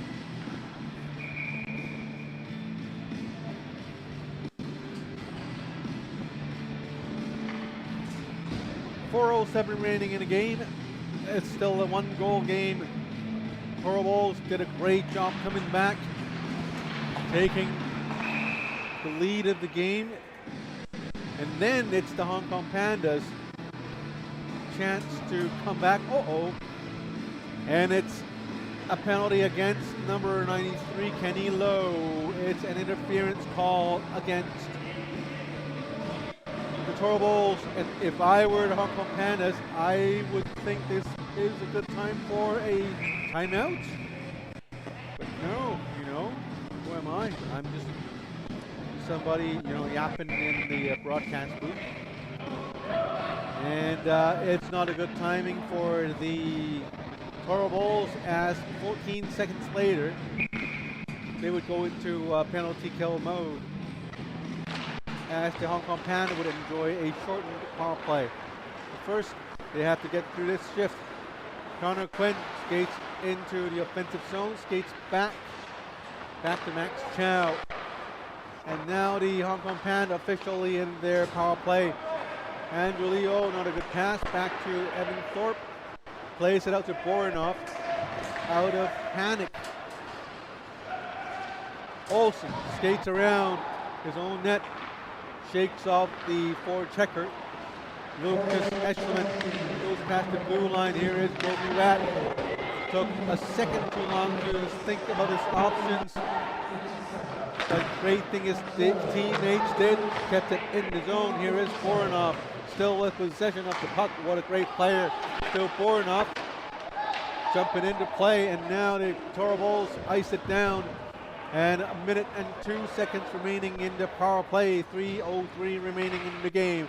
1-goal game with the Toro Bulls having the goal advantage. Jovi Watt to Eschleman. Eschleman to Yan Yi. Yan Yi, look for, who's that? Tom Allen. And Whitney Olsen waiting all alone, very lonely. Around the blue line. Yan Yi all alone by himself in the zone to Olsen. Olsen quickly gets it to Tom Allen. Allen feeds it towards the net. Goalie made the save. Directs it to the corner. Tom Allen back to Olsen. Olsen fans on. Oh, it's a broken stick. Out of frustration, he went back and changed for Andrew Lee. Here is Jordan So. Andrew Lee with a decent defensive play and plays out of bounds. And we have an unhappy camper in Jordan So. And it would be wise for Eustace to get Jordan to hand over the communication duties to the captain. I would think that's because, oh, he's going into the box anyway.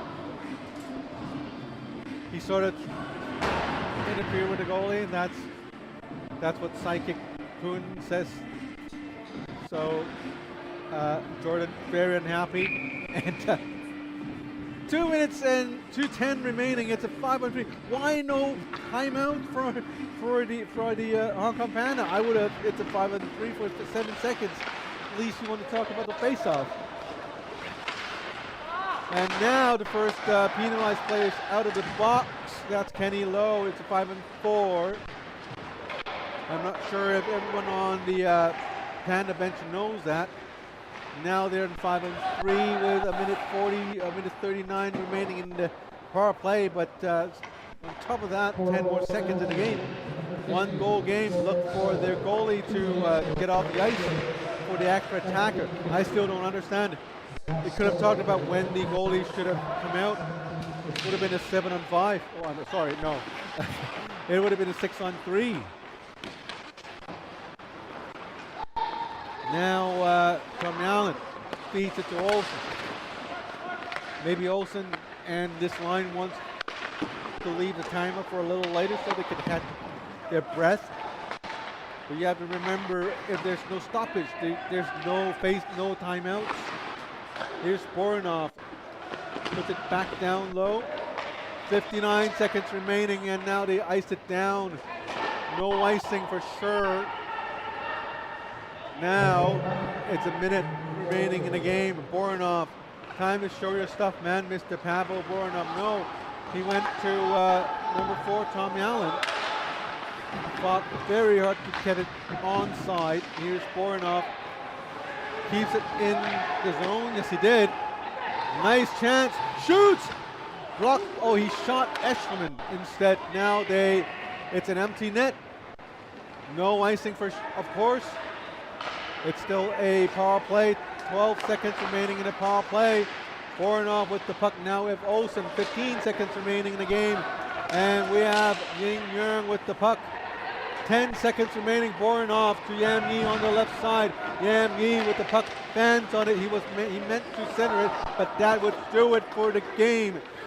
11 to 10. The Toro Bulls came back to win the game. What a heartbreaker for the Hong Kong Panda, as the Toro Bulls continue with their game-winning streak and continues to lead the league. Shots on goals 44 to 42 in favor of Hong Kong Panda. Toro Bulls 11 to 10. They are the ones with the final laughters. They're now 9-8-0-0-1 with 25 points. 8-game winning streak. The most scoring team, the most defensive team as well in the league. They are going to be the team to beat in the remaining of the season. Hong Kong Panda losing this one, they remain at 7 points, third place, 8-2-6-0-1, and their losing streak extends to 4 games. And the Aviators are going to be playing against the Black Dragons coming up. If the Aviators are able to win it in regulation, they would overtake the Hong Kong Panda and take third place overall. That would do it for this game. I'll take a short break, and when we're back, we'll have the next game for you, the Black Dragons against the Aviators.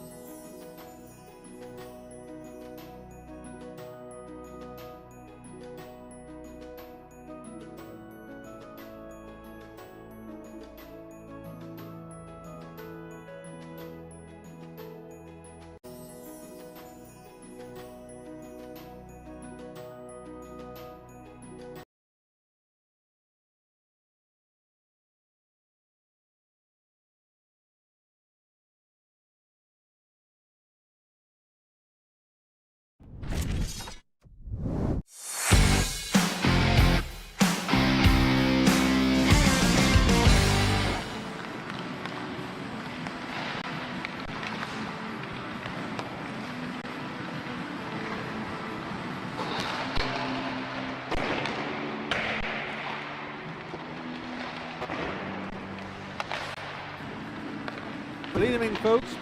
My name is Scotty Yang on behalf of the Hong Kong China Ice Hockey Association and Power Play Sports and Entertainment. We welcome you to the last rink in Hong Kong, the east side of Hong Kong. Tonight we bring you HKL action. Just now we saw Toro Bulls coming back and beat the Hong Kong Pandas 11-10. And right now we're going to watch another two teams to play at each other. It would be the Aviators against the Black Dragons. A lot of players are out of town tonight, as a lot of the junior players, they are out in a place called Kyrgyzstan to participate in the IIHF U20 World Championships Division 3B. They've played 2 games already. They've lost to the hosts, Kyrgyzstan, in the first game. Maybe Iran 12-1, I believe. Good luck to the team. And missing from this game, Isaac Chan from the Black Dragons, and Brendan Lui of the Black Dragons. For the Aviators, they're also missing 2 players, Ari Leong and Ryan Wong. So an interesting night, as all 4 teams have 2 of their junior players missing. And before the game, I had a chance to talk to League Commissioner Keith Fong. Keith Fong mentioned about the Black Dragons being really short-handed today. And as we look on the ice, the Black Dragons, oh my, 8 players? 1, 2, 3, 4, 5, 6, 7, 8. 8 players. Hey, Timmy, you're on. you're on. And with the Aviators, I don't think they're faring any better. 1, 2, 3, 4, 5, 6, 7, 8, 9, 10. Oh, they have 10. At least they can field 2 full lines. But looking at the Black Dragons, it's going to be Ben McCaskill and Rhett Warren stepping it up, physically stepping it up for the team.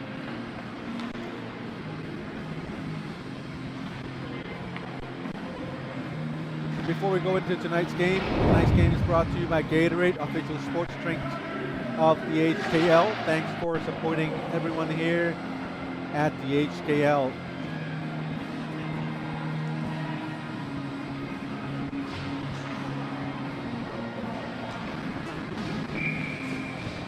And before we want to start the game, quickly with the standings, the Aviators and the Black Dragons.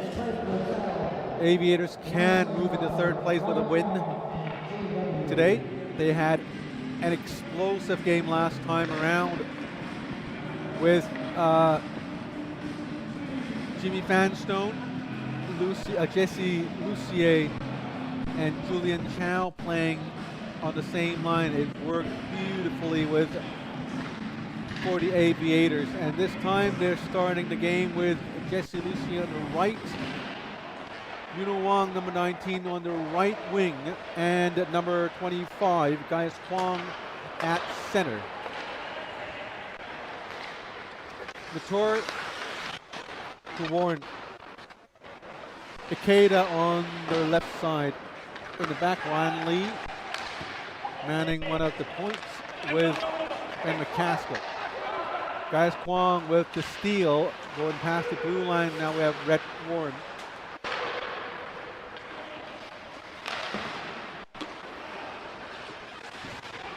Yeah, it didn't make sense. I keep saying Rhett Warren, Rhett Wilcox. Now, age gets to you at some point in time.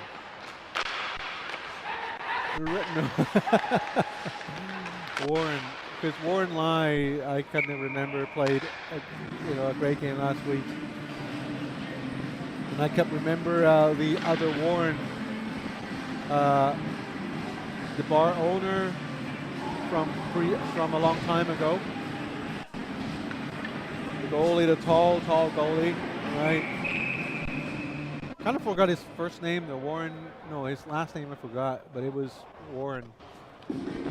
we would go to our favorite his bar in Lan Kwai Fong, and we always have a good time there. It's a small bar, but it's a hockey bar as we know it.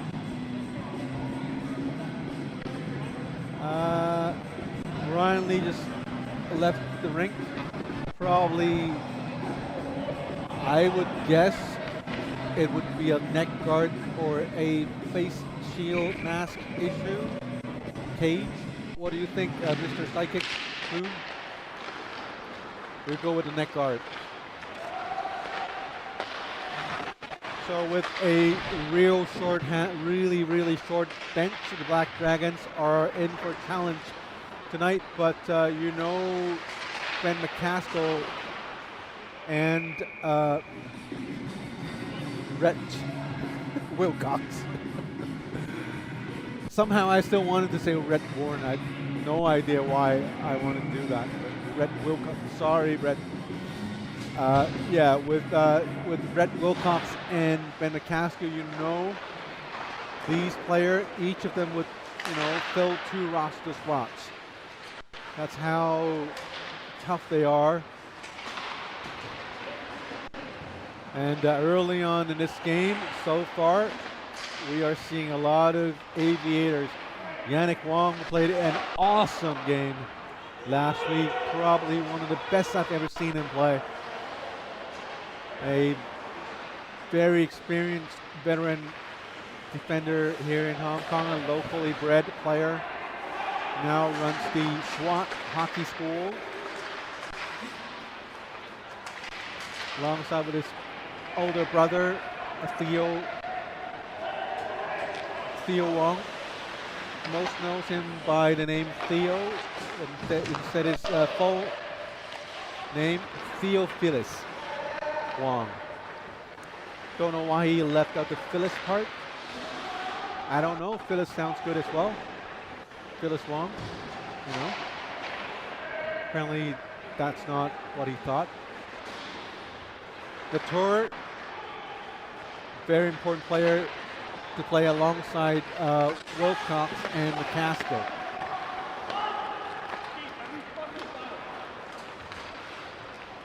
Leon Ruel passes blue line, looking for Sheen, but instead gave the puck to Lucier. Lucier muscles his way to the end zone, but Wilcox gets it.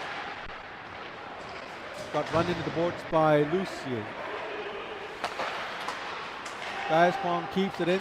Sheen with the puck. Now Wilcox gets it. McCaskill and Wilcox. Wilcox showing some fancy movements there. Lost his glove. Glove handled his glove back into his own palms. That's very nice. I like it.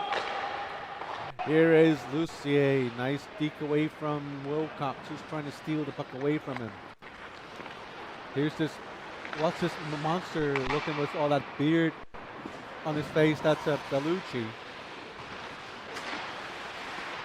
Thought he was a little more clean shaven last week. But Bellucci, out of the LTIR, showed everyone what a true star he was, or he is. His dominance last game, coupled by Jimmy Fanstone and Jesse Lucier, gave his team the biggest win this season and the only regulation win in this season so far.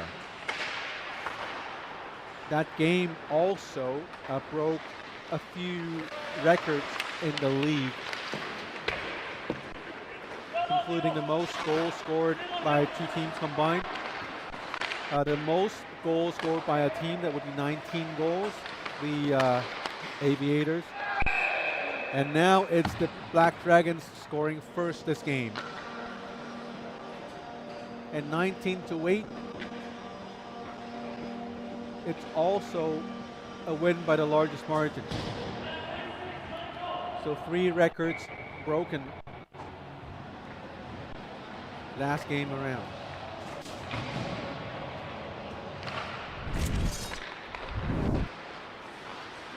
Here you go again. Here comes Wilcox. Moves it to the right and puts it in. Playing for the Aviators tonight, David Lamb. David didn't quite protect, didn't quite play his angles as safely as he could have. To let in a soft one right there, he would probably want it back. But he wasn't squared towards the puck at all. The save by the Black Dragon goalie, Rexton Toy, on the other end. Scores 1-0. Black Dragons have the early lead. 14.5 remaining in the opening period. Here comes the Black Dragons coming in again. Sharp angle shot saved by David Lamb. I do not see any backup goalies for neither bench. So these two goalies are probably on their own.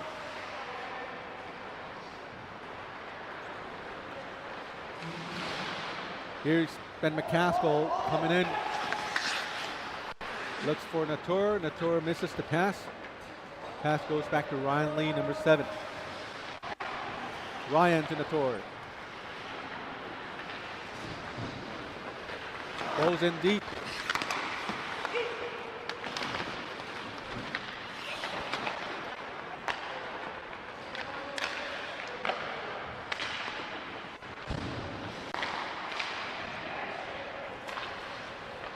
Takeda picks up the puck in neutral zone, gives it to McCaskill. McCaskill goes in and nice moves, and he scores! A couple of nice moves right in front of the net, probably in the crease as well. Goalie played really, really deep in his own net. Cutting in all alone, Ben McCaskill, nice goal there. Move past 2 defenders, and it's all alone between him and the goalie. Look at that move again. Splits the D. The goalie actually had a piece of it, but puck bounced between his 2 knees and let in the second goal of the game. That short bench is scoring, able to score quite some goals early in the game. Here comes the Aviators coming back for a chance to create some offense. Bellucci picks up the puck and we have a whistle. And the whistle comes from one of the referees. Or not. It was from one of the linesmen or the referee. The puck was probably out of bounds. Play still in the Dragon zone. Dragons able to win the face-off, but not able to get it out of their own zone quite yet.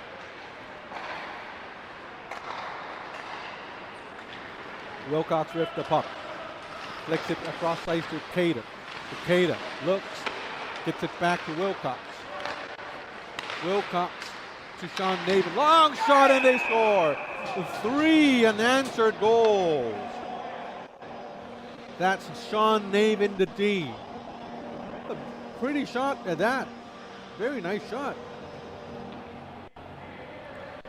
Probably want to shoot a little more with a shot like that. Goalie David Lamb down.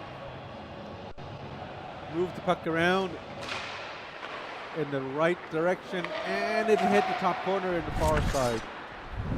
Now down by 3. What would the Aviators do? If you look at the Aviator bench, they are without Jimmy Fanstone. It's incredible how one player changed the entire team. And Fanstone was that player. Don't think he played a lot of games. He played 2-3 games, but ever since his return from his absence, which was from the beginning of the season, the Aviators play like a different team. And tonight, they're without Fanstone again. I don't know if he's late or if he's traveling or if he's injured, but they just look very different even though they do have the man advantage in terms of the number of players dressed on the bench. We'll also keep an eye on to see how this plays out towards the latter periods of the game, when the stamina and endurance becomes more of a factor, especially for the short bench the Black Dragons have. Here comes Lucier again, coming into the offensive zone. Lucier, sharp angle shot, and where did the puck go? Went out of bounds. Or did he score? It went out of bounds.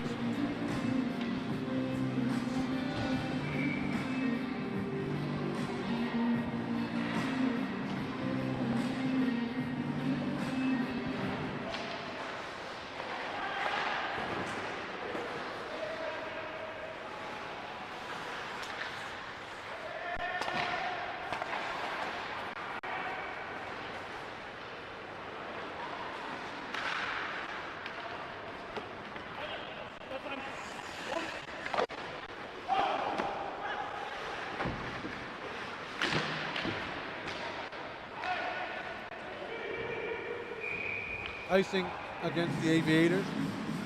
Still 3-0. 10:21 remaining in the game.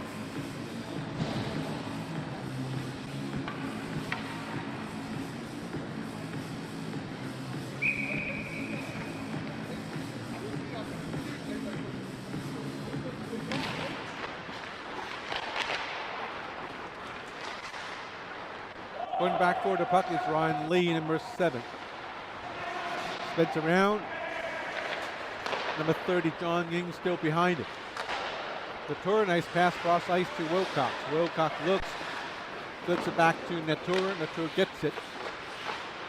Leaves it to McCaskill. McCaskill tries to cut in, but cannot get past John Ying. Now we have Leon Ruel on the right side. In center, it's Shi. Number 18, hard-nosed Shi. Ryan Lee gives it to McCaskill. Stretches it to Wilcox, and it's going to be an offside call against the Black Dragons. Face up in the neutral zone, 9.5 minutes to go in the opening period.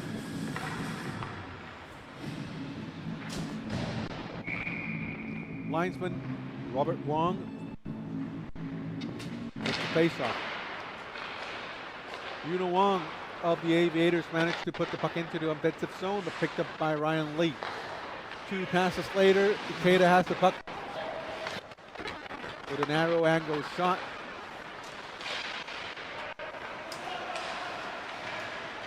Players battling for the puck along sides. Couple players running into each other. Here is McCaskill, good with the keeping the puck onside. Ikeda with the puck. Circles around, leaves it for McCaskill.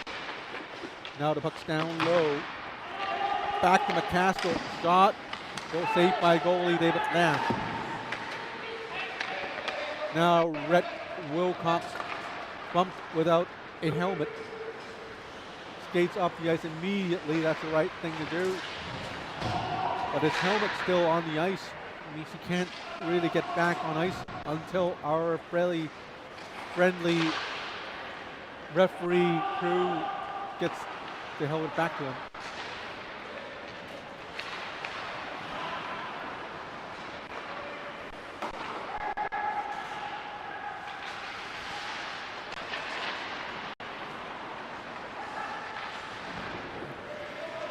Three to nothing score. Timmy Choi, our friendly referee, gave the helmet back to Rhett Wilcox. I think that's more like a necessity given how many players they have on the bench. Every time the Black Dragons make a change, it's never going to be a full change because there are 5 players on ice. There's just 3 in the bench, so there's always going to be short 2 players.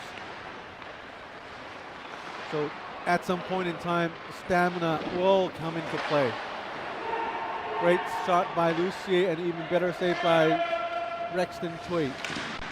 Here's a shot on David Lam, but he played it well. Saved the rebound from getting another shot as well. 7:23 remaining in the first period. Shots on goal, 11-7.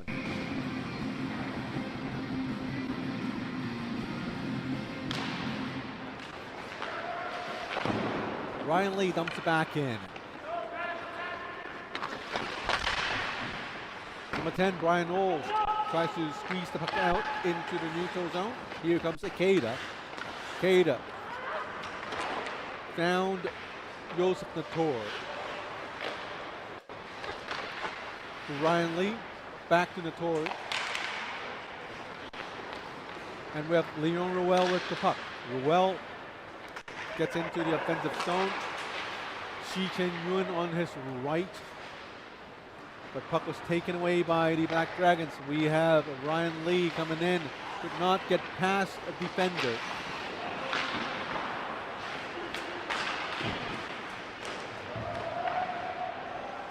Latour to Naven. Lots of ice time for Naven.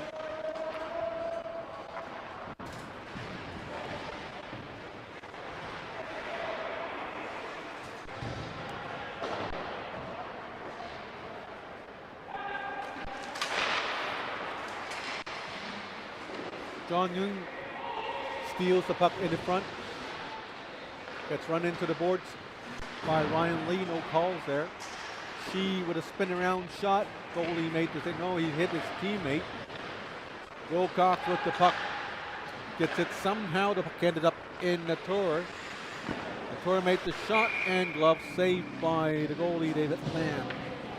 When we have a team short-handed like the Black Dragons, the defense, they do not get to rotate a lot. So a lot of times the defense will have to double shift. And unless you're a player like McCaskill, where you're just simply, out for a human, you would tend to stay behind a little more. You're not going to be as aggressive as you would normally play. And there will always be the opportunities where you think, well, I'm going to save my stamina and not go after this play. And that's where things might hurt your team.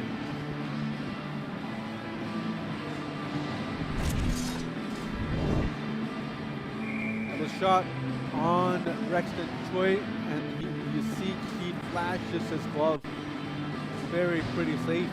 And for each glove save a goalie made like that, it's usually a confident booster. The goalies usually strive for those, highlight reel stretching glove saves. Once you get it, you feel pretty good about it. 3-0 still the score. Black Dragons leading the game by 3 goals. Shots on goals, fairly even, I'd say, 13-10 in favor of the Black Dragons. But they are up by 3 goals. Lucier gives it to Yuno Wong. Wong back to Lucier, and he shots and he scores.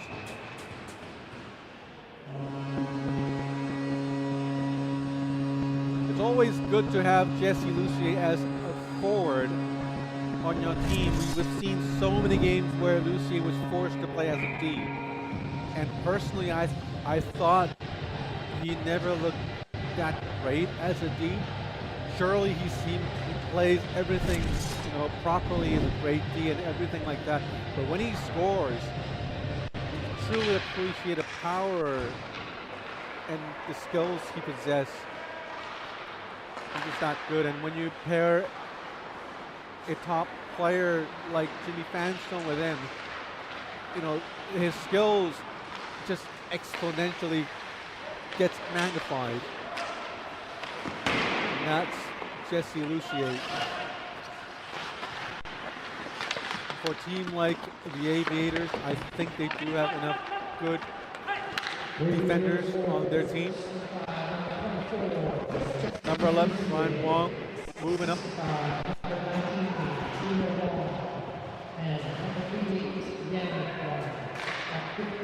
Wilcox to Ikeda. Ikeda playing surprisingly well tonight. Back to McCaskill.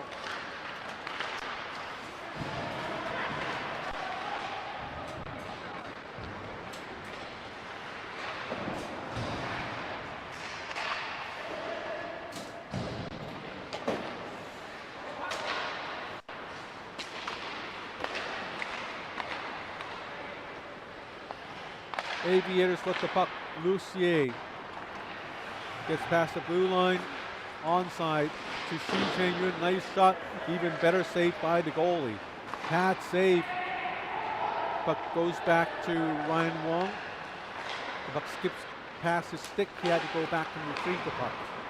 Leon Ruel with the dump in, but intercepted by the Black Dragons. Shot saved by David Lamb. Leon Ruel with the puck.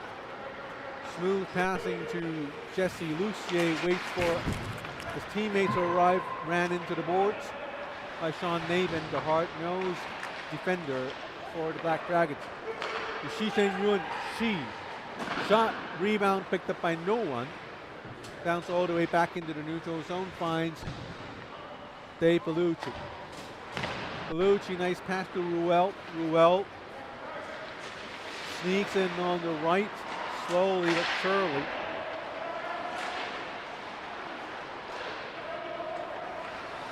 The Black Dragons gets it out of their own zone to Wilcox. That is a marginal non-offside call. And that was a shot on net. David Lamb made sure everything's safe. Jesse Lucier is the first player drafted by the Aviator, and he's also the first overall pick in the league. In the second round, the Aviators drafted Jimmy Vanstone. In the third round, they went with Leon Ruel and Guys Kwong in the fourth round. And Yuno Wong today playing in the first line, started the game. And guess what? He was picked last on the Aviators. So that was a good pickup. For the Black Dragons, Brett Wilcox, the #1 player they picked, second overall in the draft. Joseph Nator, their second player, 7th overall. And then that Ryan Wong and Rexton Chu. Sean Navin, guess what? The 5th player picked.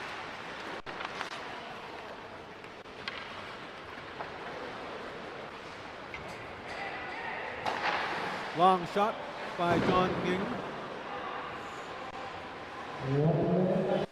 In the final minute of the opening period in this game between the Black Dragons and the Aviators. Not a lot of action going on. Many shots for sure, but not a lot of them are memory worthy or highlight reel worthy shots. Even though we have 19 to 15 shots on goals. Ben McCaskill with a shot deflected by a stick. 28 seconds remaining in the period. Still Ben McCaskill. Runs the line from right to left. Long shot. Goalie made a save with his crutch. Wilcox with the pass to McCaskill. A kneeling shot. Puck went high. Now we have Lucier with 8 seconds remaining. Lucier fighting them at the shot off the stick. 4 seconds remaining. And here's Guys Kwong, and that should do it for the first period. 3-1 to score. 2 goals separates between these two teams. Take a short break, and when we're back, we'll bring you the second period of this game.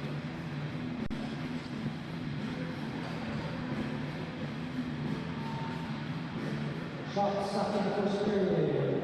Dragons 20. Aviators 15. The score after the first period. Black Dragons 3, Aviators 1.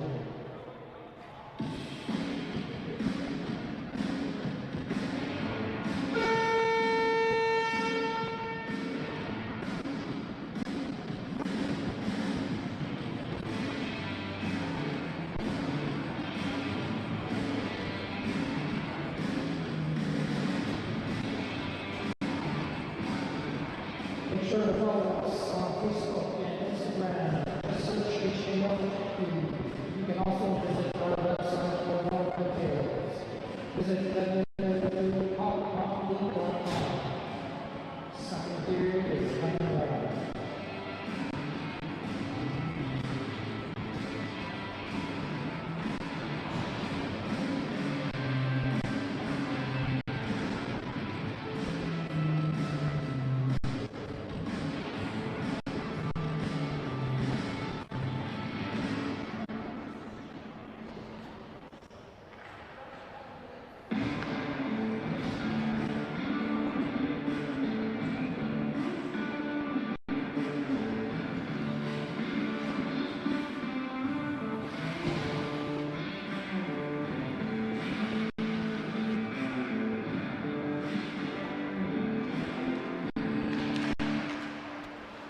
Thank you guys for being with us tonight.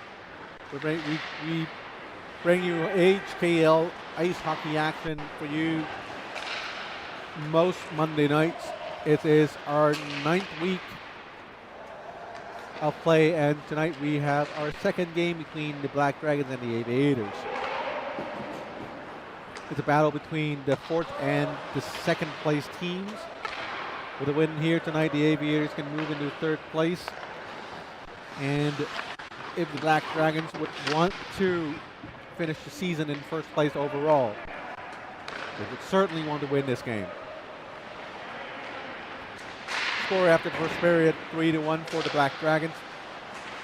Shots on goals, 20-15 in favor of the Black Dragons. Jesse Lucier coming in center. It's Juno Wong. Shot saved by Rexton Chui and whistle. As mentioned in the first period, the Black Dragons are on a very, very short bench. Not sure why they didn't call up our cameraman Timmy Poon, nor the league emergency player Keith Fong. I'm sure they had their reasons, but I'm sure I could tell you now that they're missing out on some great plays. You know, players slipping and sliding all over the ice. But it's not a good thing for the Black Dragons, but it's a good thing for them because they do have McCaskill and Wilcox on their team, and those two could probably stay on ice forever, especially for McCaskill. Wilcox takes a lot of short breaks, and that's probably his secret way of longevity on ice.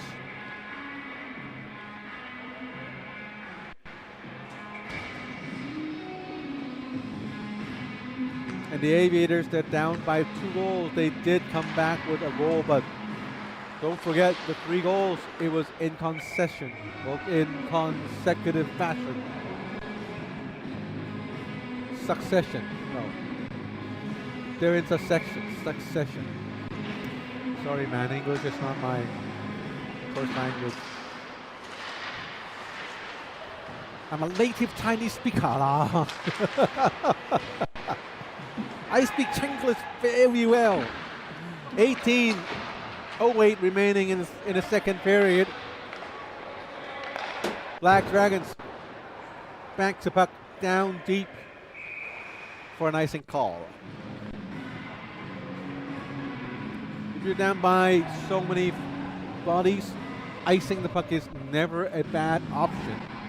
At least you get like what 10, 15, 20 seconds for a break, and if you play it right, you get maybe 30 upwards to a minute break. I know, because I'm a goalie. Probably want your goalies to, adjust his pads, because for referees, they can't really stop a goalie from stopping the game for equipment adjustments and all that. And most referees I know probably don't know a lot about goalie equipment. So here comes Ikeda going in. Sharp angle shot. Probably fanned on the shot a little. Not much force. David Lamb made an easy save out of it. She with the pass to 21 Leon Ruel. She now with the shot of the rebound. And where did the puck go? Referee said it's a no goal.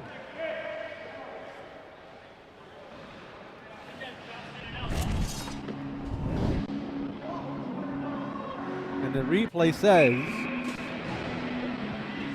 it's not a wow, it's a nice save. It's in fact, it's a wow, it's a groin splitting save. I don't know if I've ever heard groin splitting save, but that looks for sure. No, I mean, it's, for me, it's more of an envy, because I was never able to do a groin splitting save. I did once, but that was not intentional. I ended up being injured for a month. It literally split my groin. And it's because English is not my first language. There's probably a better way than groin splitting. It has to be like a proper term for it, but for me, that's literally what I know. And that's literally what I felt. My groin felt it was being split in 4 or 5 pieces. Ouch for sure. Here comes McCaskill. Alone, dancing in his own zone. Moves it to the right to Lau Chilok. Another great pickup. Wilcox, no shot, brings it to Natur with a shot. Shoulder saved by David Lamb. McCaskill with a rare misplay of the puck. Gets it back. Leaves it for Ron Lee. Lee fights to move it into the offensive zone, finds Wilcox. Wilcox finds Natur. Natur on the right side brings it to Ron Lee, long shot. Rebound covered by David Lamb with Ikeda giving him the pad on the shoulder. 15:42 remaining in the second period. Still a 2-goal game, with the Black Dragons having the 2-goal advantage.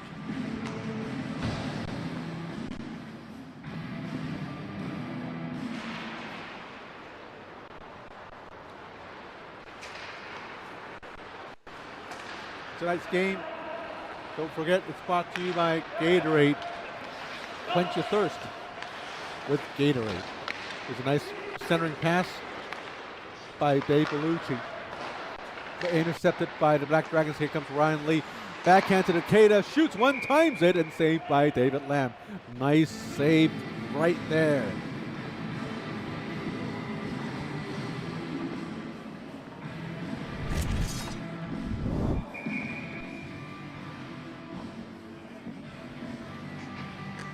After that soft first goal, David Lamb's been steady ever since. Here comes Lucia with a breakaway chance. Nice shot, but pat saved by Rexton Chui. Very good goalie. Here's Leon Ruel, makes a move, but the move was a little too far for himself. Here's Bellucci with the puck. Sends it to the right side to Leon Ruel. Shot on his own and saved by the goal. Don't forget our next game next week, Monday night, January the 26th. That would be week 10 of the HKL. Come on to Lohas Rink in person. Entry is free. You also get Gatorade if you ask nicely. Of course, you get to see all these fine players up front for the best seats possible. And if you don't want to come all the way, or if you're not in town, well, stick with YouTube. We'll have it for you on YouTube as well. That's another brilliant save by Rexton Choi. Here comes Rhett Wilcox, frustrated by his shot attempt just now. Tipped and not in.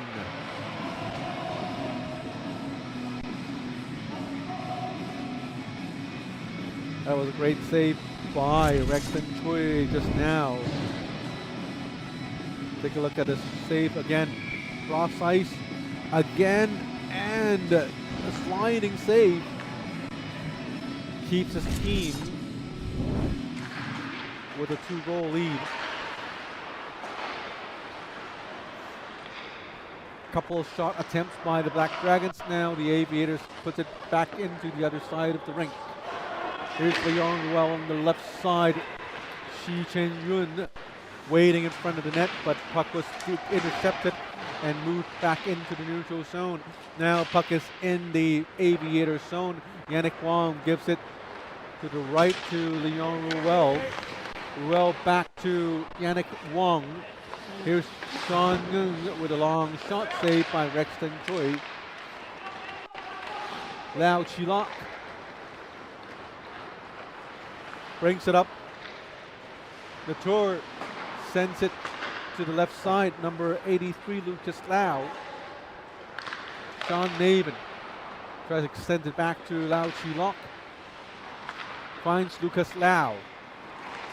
Here comes Ryan Wong to the other side. Ryan Wong moves into the top of the crease, sends it to John Ng. Ng back to Ryan Wong. Wong still with possession of the puck back to Ng. Passes weren't as accurate as they would have wanted, but here comes a goal. Rebound goal. Wasn't sure that that's a second rebound or the third rebound, but rebound goal for sure. And here, Aviator strikes. It's the first one. Goalie had a piece of it. Second rebound. Goalie reached behind for the goal, and Ryan Wong puts it past the goalie. Now it's a 1-goal game. Aviators slowly but surely coming back. Here is Ben McCaskill with a shot saved by David Lamb. 12:38 remaining in the second period. It's a 1-goal game now.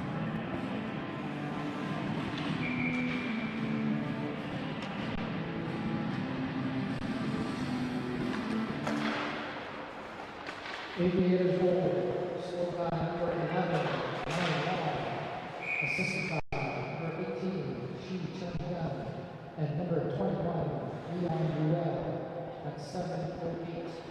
That's Wong and Shi and Ruel at 7:08.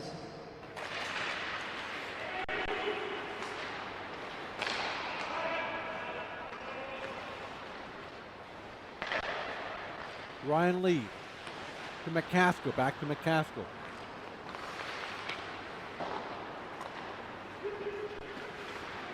The tour back to McCaskill in the neutral zone. Moves it to the upper side of the zone. 2 shots in consecutive. Wilcox moving in. But ran into fierce defense from the Aviators.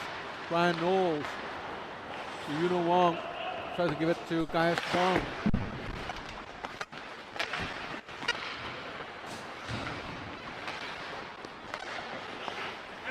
So yes, you know, the Black Dragons, they're really short-handed today with just 8 players for this 3-period 20-minute stop clock game. But even though the Aviators have more bodies, they do have 10 players in total, but they're missing some really key players.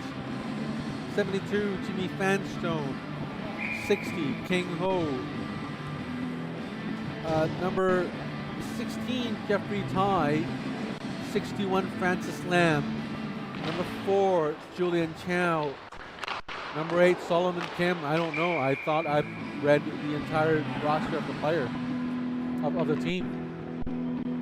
So they are missing quite a few of the key players.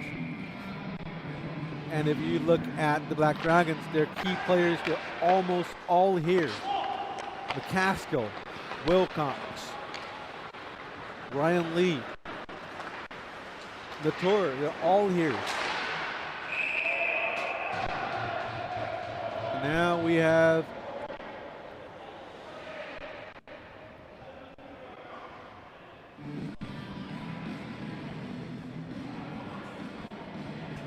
an issue. Take a look at the replay. No idea what's going on. Number 11's Ryan Wong's going off. That was this little hook right there. I thought it was a little minor. I don't know. On the right of the screen, right there. That wasn't, I don't know. I can't, I don't know. It was, yeah, he's in the box. He's in the box. There's this slight hooking motion. So probably he impeded the puck possession or the scoring chance of the attacking player. And I guess that's the rationale of the referees. Sometimes you don't have to hook a player down. But if you take away their scoring chance or their puck possession, that alone would be enough for the referees to assess a penalty.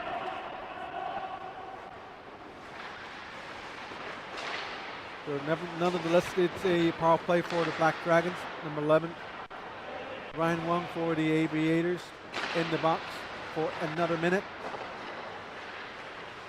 Shots on goal is pretty even for both teams, 33 to 31.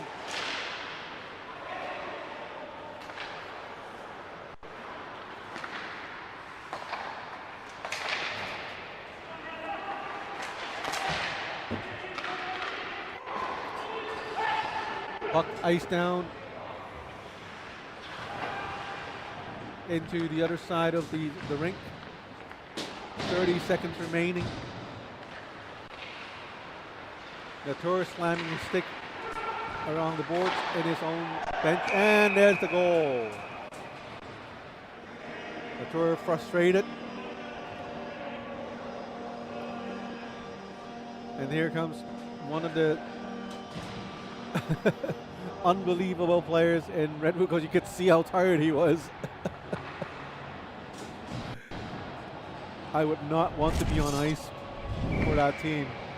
He had problems getting onto the bench too. There's this little, yeah, that's this little step to get on the bench. And he had to support himself with the sideboards to get onto the bench. He was that tired.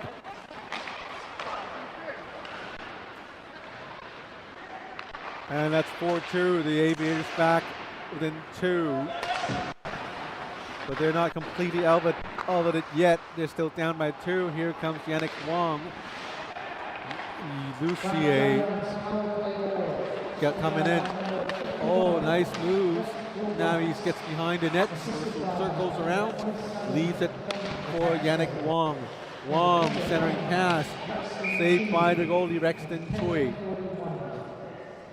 For the Black Dragons, of course, they have the McCaskells, the Latours, and the Wilcoxes, but on the other side, we do have Rexton Tui saving the day for them.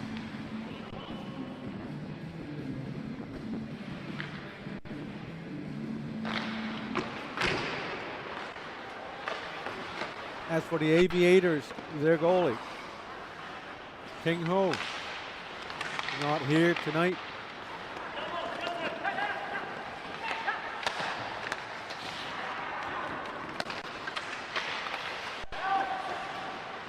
Here comes the Aviators.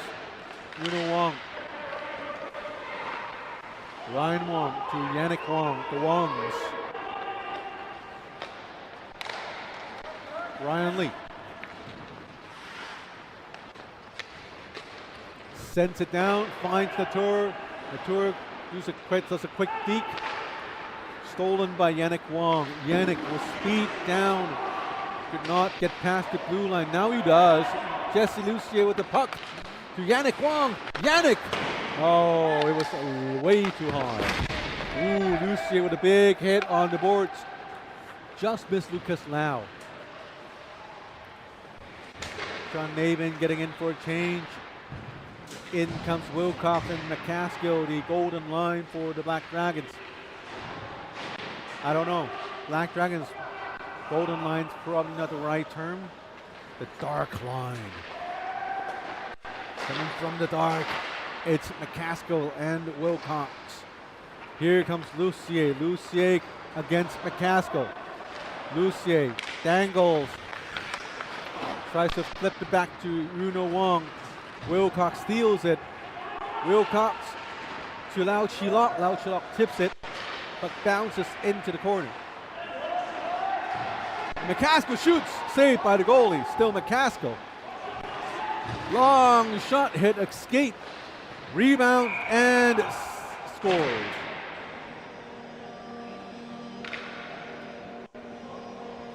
That's a lot of shots for a goal. But whatever they do, a goal, it's a goal. It's a great team effort. First, we have Ryan Lee coming in for a long shot. Rebound came out, and Ryan Lee corralled his own rebound for the one-timer. And take a look at this big, huge rebound. One times it without really looking. Goalie just got up and the puck just went right through the 5-hole into the net. Long pass to Wilcox, beats icing. Wilcox smooth skating. To McCaskill. McCaskill to Navin. Navin with a long shot.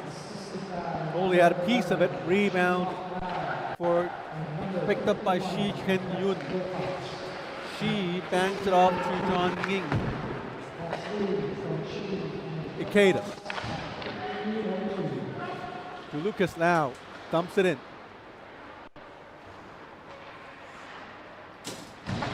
Ryan Knowles. Oh, gave it away to Wilcox. Wilcox backhands it, and they score.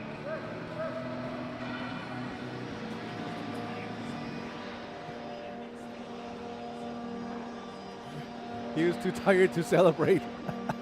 Couldn't raise his arms. You can look at his body language. He's just done. He's done. If you tell him, hey, Rhett, we could go home now, he's probably going to pack his bags and leave. And, you know, that's probably their strategy, is to score as many before everyone gets too tired. You know, pad the score as much as you can, and just let the Aviators come back. And now, guess what? We're past the midway mark of the game. And Wilcox still standing. Sure, he can't celebrate, but he's still alive. So that in it is a good thing. And Ben McCaskill is not showing any signs of slowing down. So even without Wilcox, you still have Couture and McCaskill working the puck. Here is another shot attempt, point blank range, saved by David Lamb. Shi Chen Yun gets it to Brian Knowles. Oh, sorry, that's Leon Ruel. Bumped into the boards. McCaskill sends it back out. Yannick Wang could not get to play it. Here is Lucas Lau with a long shot. Goalie made the save, covered it for the faceoff. 4:33 remaining in second period, 6-2 to score.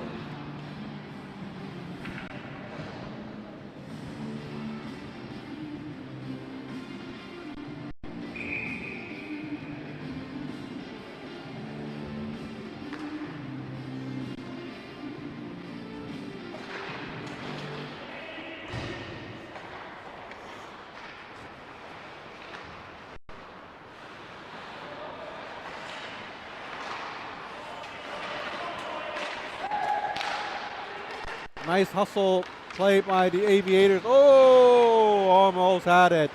Nice save by Rexton Tui. Bellucci. A little quiet tonight, Bellucci. And Lucier's. Oh, and Lucier could not score past Rexton Chui. Lucier's so far the best player on the Aviators so far. Oh, that could have been a goal. I do not know. It hit something. It hit something. It could have been, I don't know, but nobody's complaining. So the review is just for you, our dear viewers on the internet. It hit something for sure, but I just don't know what it was. It hit the side, inside of the post, came right back out, so that's a non-goal and correct non-call by the referees. It was just me being a little too, antsy. Yeah, what a touch pad to get it loose. To repeat the words of our, hey, you should be, you should work the mic sometime.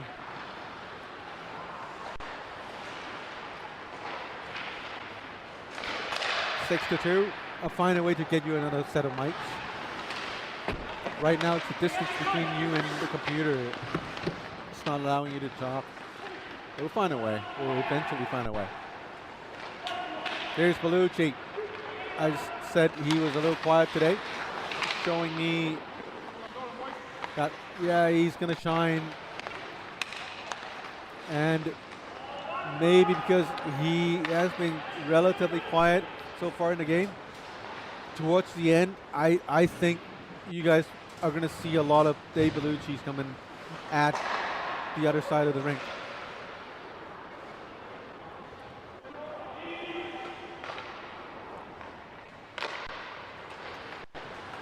Wilcox, nice turnaround for Natur. Natur gets close, and for the shot, goalie made the save. Puck ends up behind the net.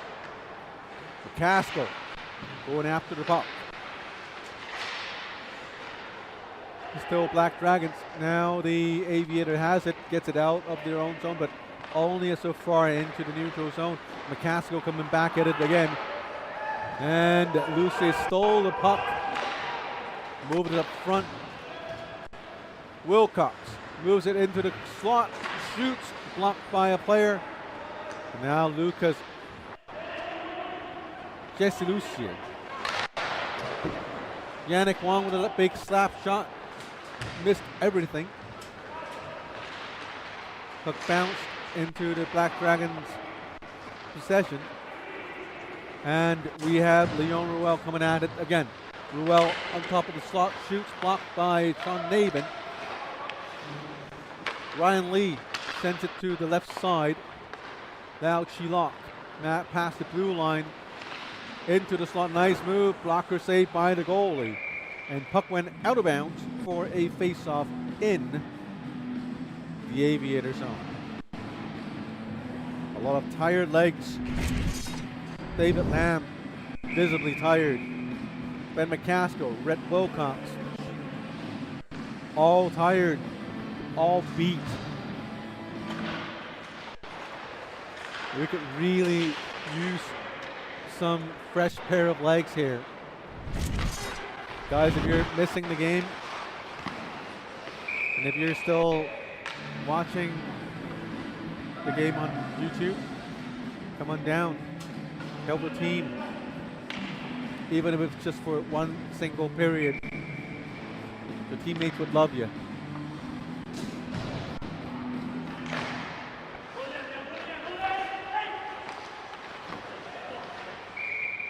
Shot by Leon Ruel, right in the crease. Not much angle to speak of, and the goalie covered every single available angle there was to be. A minute remaining in the second period. Quiet affair so far. Another shot by the Aviators. Shots on goals, 45-37 in favor of the Black Dragons. Both goalies had a good workout. I'm sure Rexton Choi is now already used to it. Last on the goal in the second period. Takeda. 50 seconds remaining in the second period. Ryan Wong swoops it up to Leon Ruel. Picked up by Ben McCaskill. 37 seconds remaining. A little slash there by Keita, not called by the referees. Here's Ben McCaskill with the puck. Goes past 1, past 2, past 3, and you could get away with a slashing call, but you cannot get away from an offside call. 24.2 remaining in the second period, 6-2. Black Dragons leading. Aviators still has a lot of work to do.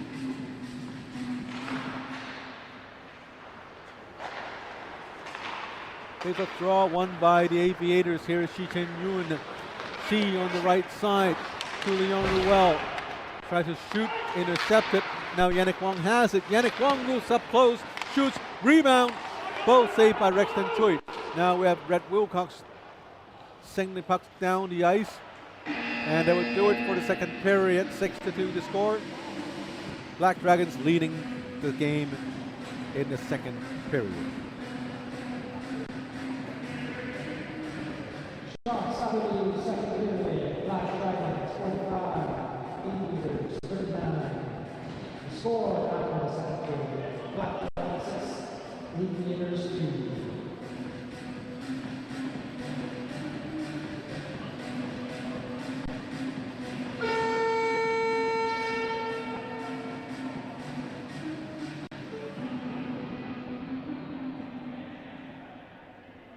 Make sure to follow us on Facebook and Instagram. Just search HKL Hockey. You can visit our website for all the news, results, stats, schedule, and more. Visit www.hockey.com. The third period is coming right up.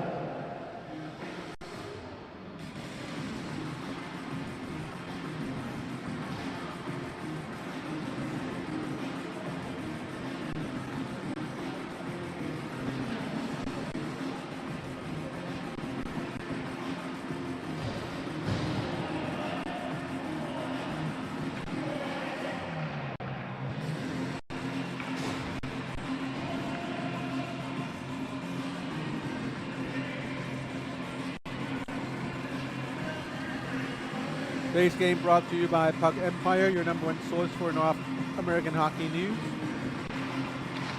And to Hockey Worldwide, your #1 source for international hockey news. Search for them on Instagram or Twitter. Now they call it X. Puck Empire, PUCKEMPIRE. And Hockey Worldwide. They do a great job covering North American hockey news and international hockey news in easy to digest, bite-sized information on Instagram and Twitter. Proud owners of the Hong Kong Panda franchise in the HKL. We thank you for your support. Here comes the Black Dragons, and we do have a delay penalty against the Aviators, probably against number 10. That would be Brian Knowles. That would be a hooking call, according to our psychic, Mr. Timmy Poon. It's a hook. Yes, indeed. You're in a roll, man. So as a result, the Black Dragons will go on power play again. That's only going to help them extend their lead or to kill off some precious time. You know, they don't have to score in this power play, but if they could just use the power play time to rest up their legs, I think that would probably be... Oh, but they scored. They said, shut up, Scotty. We're going to score. We're just going to score. We don't care. We're just going to play until we, run out of gas.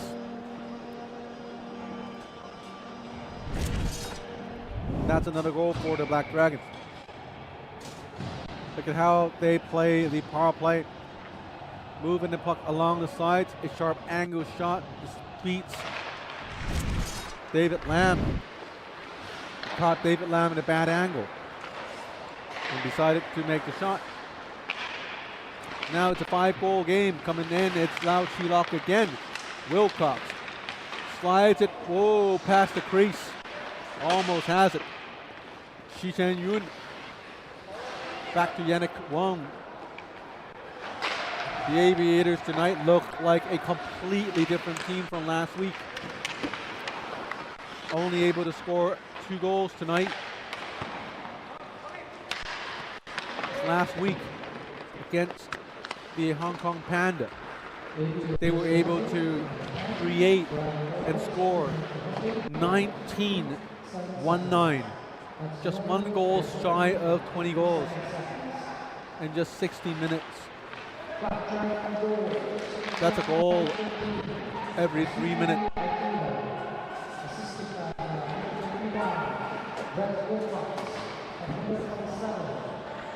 McCaskill with the puck, 50-39, Steve shots on goals number. And it's getting out of hand now as the Black Dragons continue to run away with the score. 17:30 remaining in the game.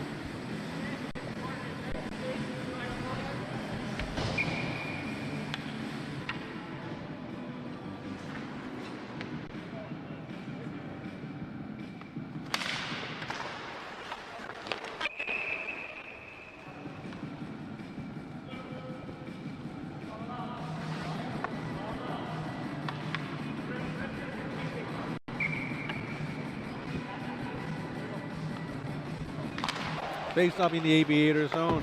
Bellucci sends it down the ice with a backhand. Lucier gets it. Oh, tries to cut into the slot. Players running into each other. The fierce fighters, Nathan and Lucier. Oh, here's Wilcox. Shot right in front of the net. It's cross ice pass to Keita. Keita shoots it, saved by David Lamb. Here comes Lucier on the other side. Lucier with Guy Pong on his left side.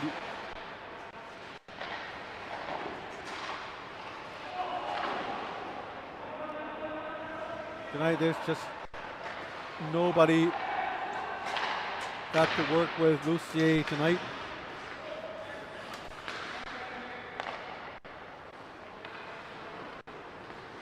Dave Bellucci connects with Lucier again.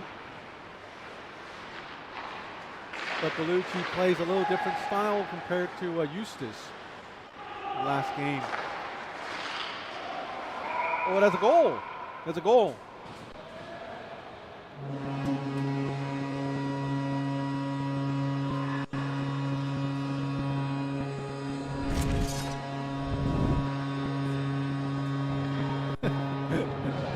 Timmy just said no one's celebrating, they're all tired. This one is a goal. The goal was Rexton knocking the puck back into the net. The puck hit the post initially. Rebound ended up behind Rexton as he tried to reach back for the puck. It's accidentally knocked it in, so it's a goal for the Aviators, 7-3. Still down by 4 goals, but it's a good start. Yannick Wong with a shot. Oh! Another one. I don't know. Am I really that correct?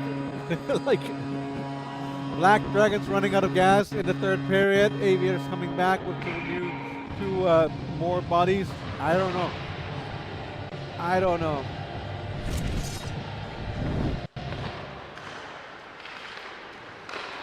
Here's Rexton Choi making a save. Long shot. Rebound. Scored. That was number 21, Leon Ruel. Here isn't a chance. Rebound. Goalie was out of it. Goalie was all over. And they could not get the shot towards the net. Wow. They're just down by 3 with 15 and a half minutes to go. They can do it. They can really do it. Now let's take a look at that scramble right in front of the Aviator of the Black Dragon net. Right here with a shot. Goalie played really out the challenge. The downside of that, when you're down cannot get to the other side of the net that quickly, and lucky for Rexton Chui, the shot never came. 15:22 remaining in the game.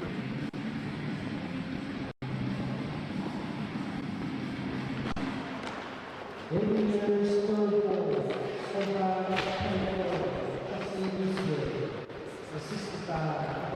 15:30 remaining. Here comes Shi Chen Yun with the puck. McCaskill chasing after it, but Shi Chen Yun. Here is Zhang Ying with a shot. Rebound, Zhang Ying looking for somebody to pass for Leon Ruel. Puck ended up in the neutral zone. Yannick Wong looks like he's full of energy. A stark contrast to the Black Dragon team. And sooner or later, because you're just out of gas, you have to resort to taking more penalties to compensate of the lack of energy or stamina. So if everything goes to my plans, expect more power plays from the Aviators, and expect more Aviator players to outgun the Black Dragon team.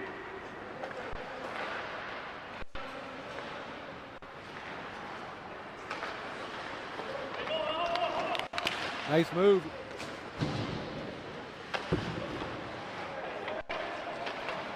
Black Dragon still trying to create offense. Now there's a shot saved by David Lamb. Now the role of David Lamb becomes even more important, as he will need to stay sharp to keep his team in reach of the tying goal.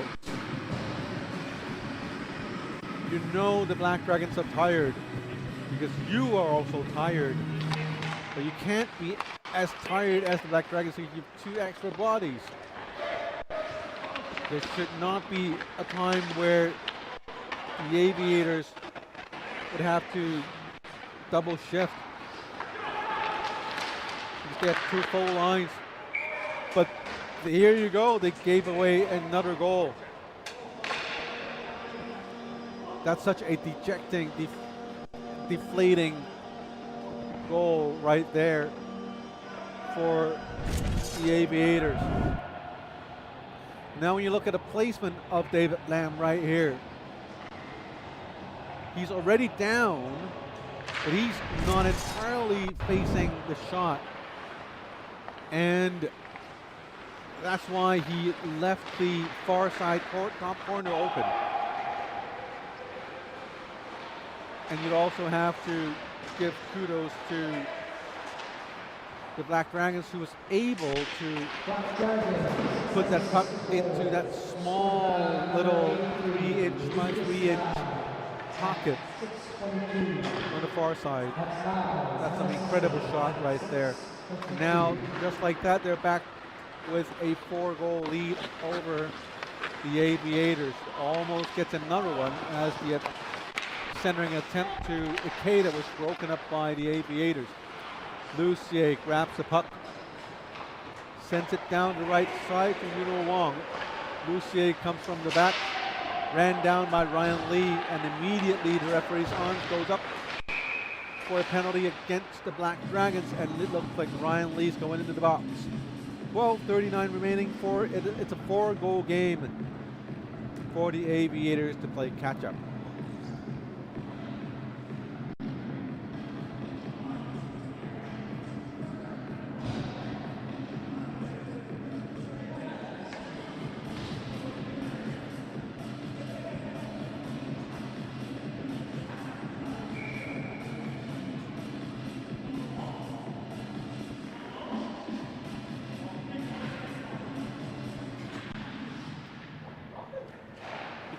Kosuke Ikeda going into the box, taking his time.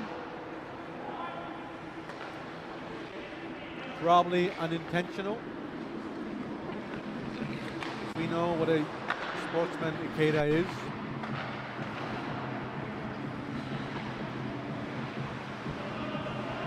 There is Shi Chen Yun to Lucier. Tries to feed it to Ryan Wong for the tip. Yannick Wong to Shi Chen Yun. Shi to Wong, to Lucier. Machine shoots, goalie make the save, rebound, scramble in front of the net. Long shot by Ryan Wong, hits a bunch of bodies. Another shot, goalie made the save, rebound, and none of that worked. Great saves by Rexton Chui. And that's a minute gone from the power play, and a sloppy play in their own end. Aviators gave up a goal. That's a bad one to give up. It's a sloppy change in their own bench.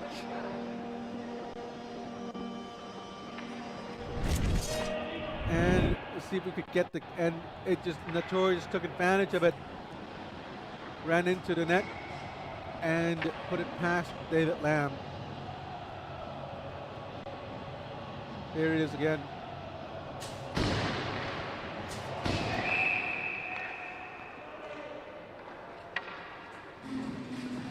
Nine and 4. 5 goals. Well, they still have a power play. I mean, if they can score within the next minute or so, I would say the Aviators would still have a chance. And they score, and they did.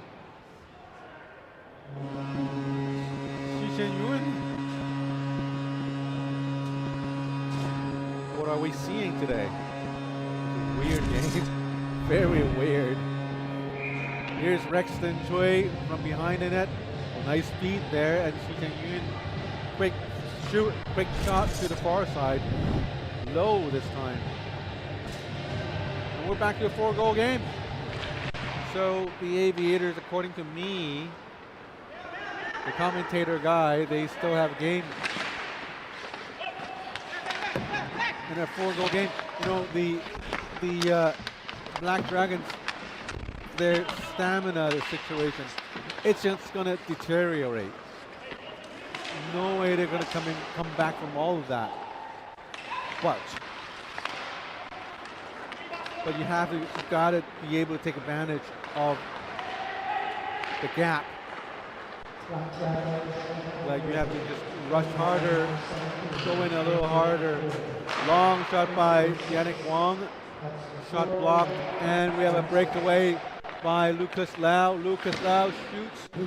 David Lamb made the perfect save.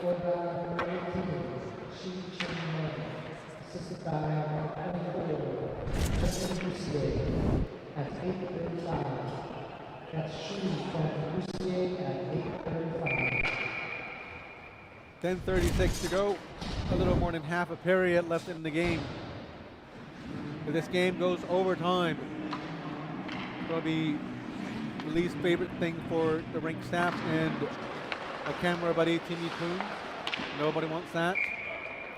But apparently everyone in powder blue would want that to happen because they're down by 4 goals.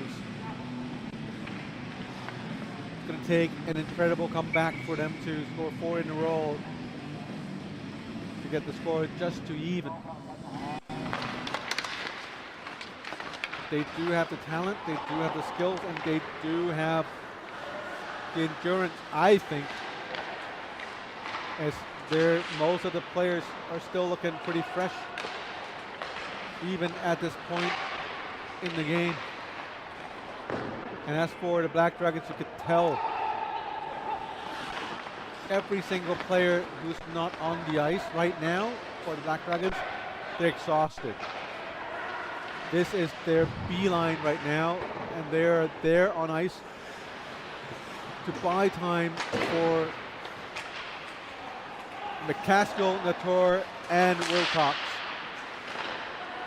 to take a breather to regenerate their stamina.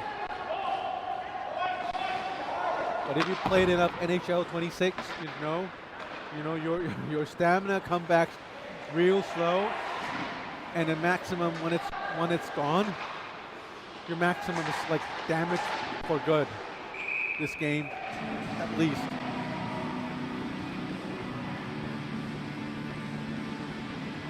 And that's another brilliant save by Rexton Choi. Gets the puck. He knew he had the puck on his left side, just not quite sure where it was, so the smart way to do is to just squeeze on tight and lean onto your side and get that whistle.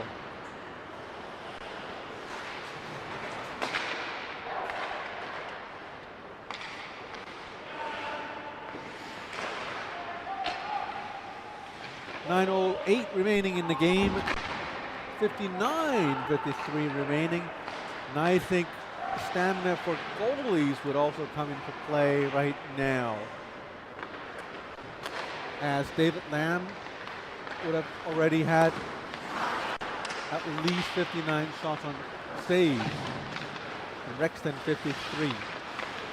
And given that Rexton is the more, he played more games in these situations, I think Rexton would have the advantage over David Lamb. Because Rexton, besides this league here, he also plays Saturday nights at the club league, and more often than not, he would be facing 50, 60 shots every single night. So he would be, in my opinion, very accustomed to a workload like this.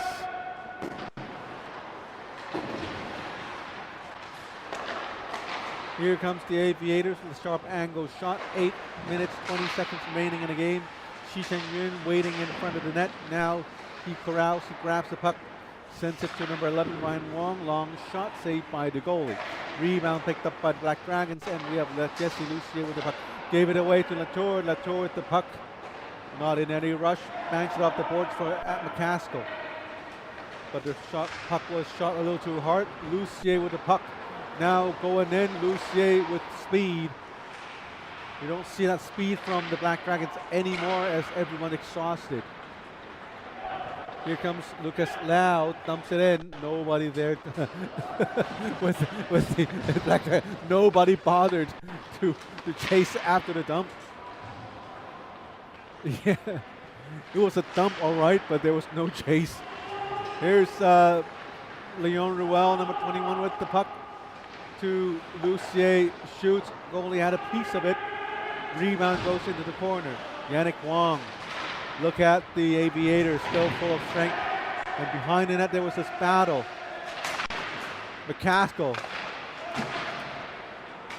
Wilcox going in. Not much speed, but he has the skills. And no goal, but he drew a penalty. McCaskill with the puck. Shoots and no goal. They still have possession, still the delayed penalty. Slash on Lucier, and I hope that's not a second penalty. Now it's a little too obvious for my taste. I don't think the referee is going to call him, because I think that's enough for us. Yannick Wong going into the box to get some decent rest. You know, if I were the Black Dragons, I would take a penalty. Go sit in that nice comfy penalty box, you know, with water and guys to chat with, you know, just cozy. You don't have to be on ice for another 2 minutes. And just hope for a team, for the other team not to score. And you know, because the Black Dragons, they have a cushion. Like, they have a cushion of 4 goals. I think they could afford to give up like a couple of power play goals. At least, at least get Wilcox and McCaskill fresh somewhat again. Give them 2 minutes to do whatever they want, or nod off or something. Have some snacks. I don't know.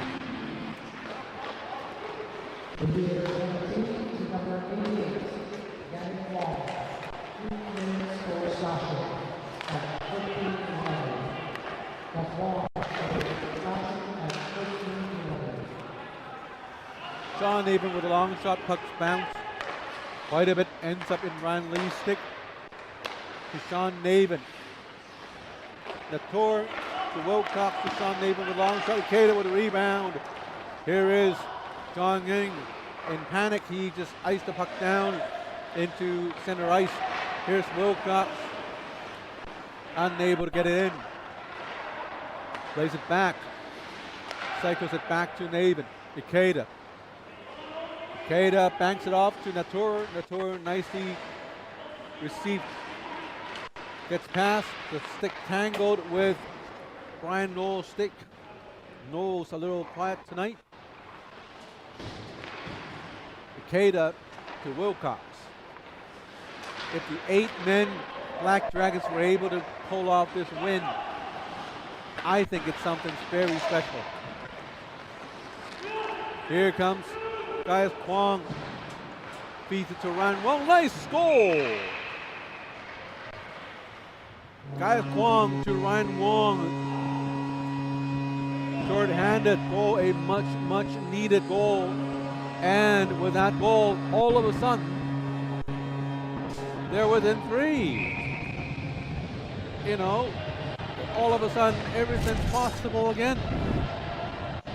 And we're looking at overtime, or we're a little early.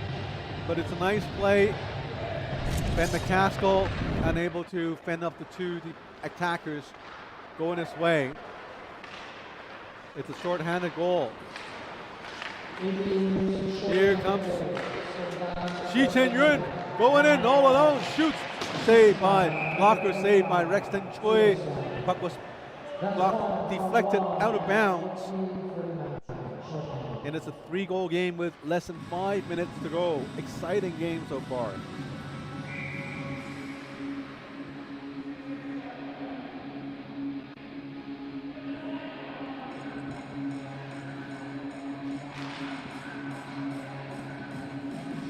Six seconds remaining in the power play for the Black Dragons.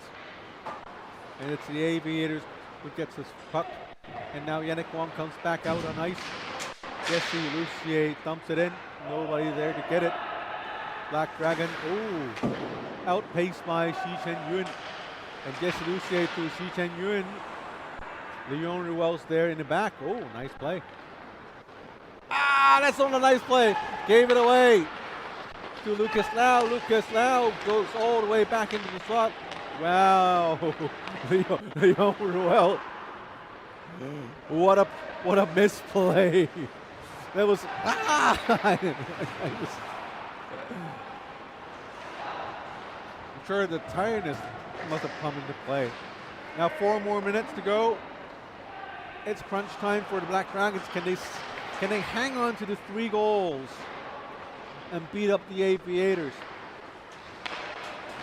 Obviously, the Aviators are jumpier, faster, and stronger than most of the Black Dragons for sure.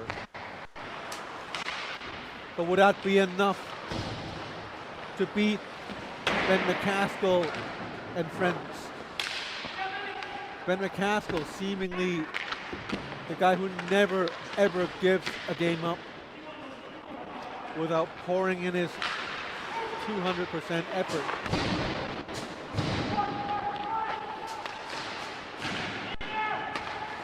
Here's Ryan Lee. Sends it to Wilcox. 3:07 remaining. Shi Chen-yun couldn't quite receive the puck cleanly. And now with Brian Knowles. Brian Knowles crosses blue line. Shi Chen-yun gave it away to Rhett Wilcox. Wilcox comes in, and the goalie made the blocker save. Under 3 remaining in the game, 3 goals to go. Yannick Wong. Shi Chen-yun couldn't quite get to the puck in time. Natur back to Wilcox. Wilcox almost a dead man to me, but he's still moving his arms. And he was run into the goal. Limping, not skating at all. The Aviators literally on a 5-on-4 right now, but they aren't going anywhere. Brian Knowles tries to give it to John Ying and not connecting. Back to Brian Knowles. 2:04 remaining. Tries to get a puck into the slot. Now we have John Ying coming back. John with Ikeda behind him gets it to Ryan Wong.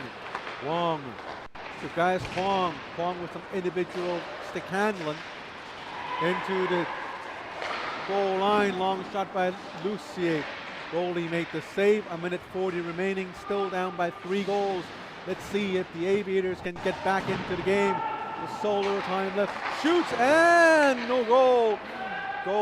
Referees had their arms up for a delayed penalty. Lucier with a shot now. We have game stoppage with 1 minute, 24 remaining in the game, and there will be a penalty against the Black Dragons. And as I said earlier, towards the end of the game, because you're tired, all you could do is to use your stick, use penalties against the other team, and I do not understand why there's no timeout for the Aviators, and I do not understand why the goalie is still in net, because they're down by 3. They need a goal now. I don't see a point of playing the goalie in the net at this point in time. Ikeda moving all the way in, tries to do it all by himself. Hip check by Van McCaskill, shoots wide. 50 seconds remaining, so I guess there's no goalie pull going on at the Aviators side, because they probably think 3 goals is a little too much. 40 seconds remaining. Ryan Wong could not keep the puck in this zone. There's an icing attempt, and it looks like McCaskill beat the icing. Oh, no, there's no icing because they're down by a man anyway. Lucier with the puck, 20 seconds to go, 3 goals to catch up on. A little trip there, kept his posture, no calls. Brian Wong, long shot, it's a locked shot. Goalie had the save, and everything is all good and nice and warm and cozy at that end. 10 seconds to go, and I think that should do it. Rexton Choi fiddling with his mask. 64 saves made.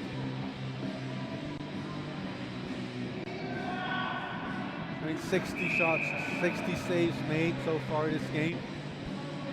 David Lam on the other side made 64 saves. Both goalies, very impressive, and a hard job, difficult job for everyone. And Ikeda was sent into the box for whatever reason. And I don't think it matters anymore because it's just 10 more seconds to go. No matter how you cut it, 3 seconds a goal? It's just not possible. Lucier with a shot. Wilcox just hangs on to the puck. Let's just play nice. And that would do it for the game. 9-6 is the final score.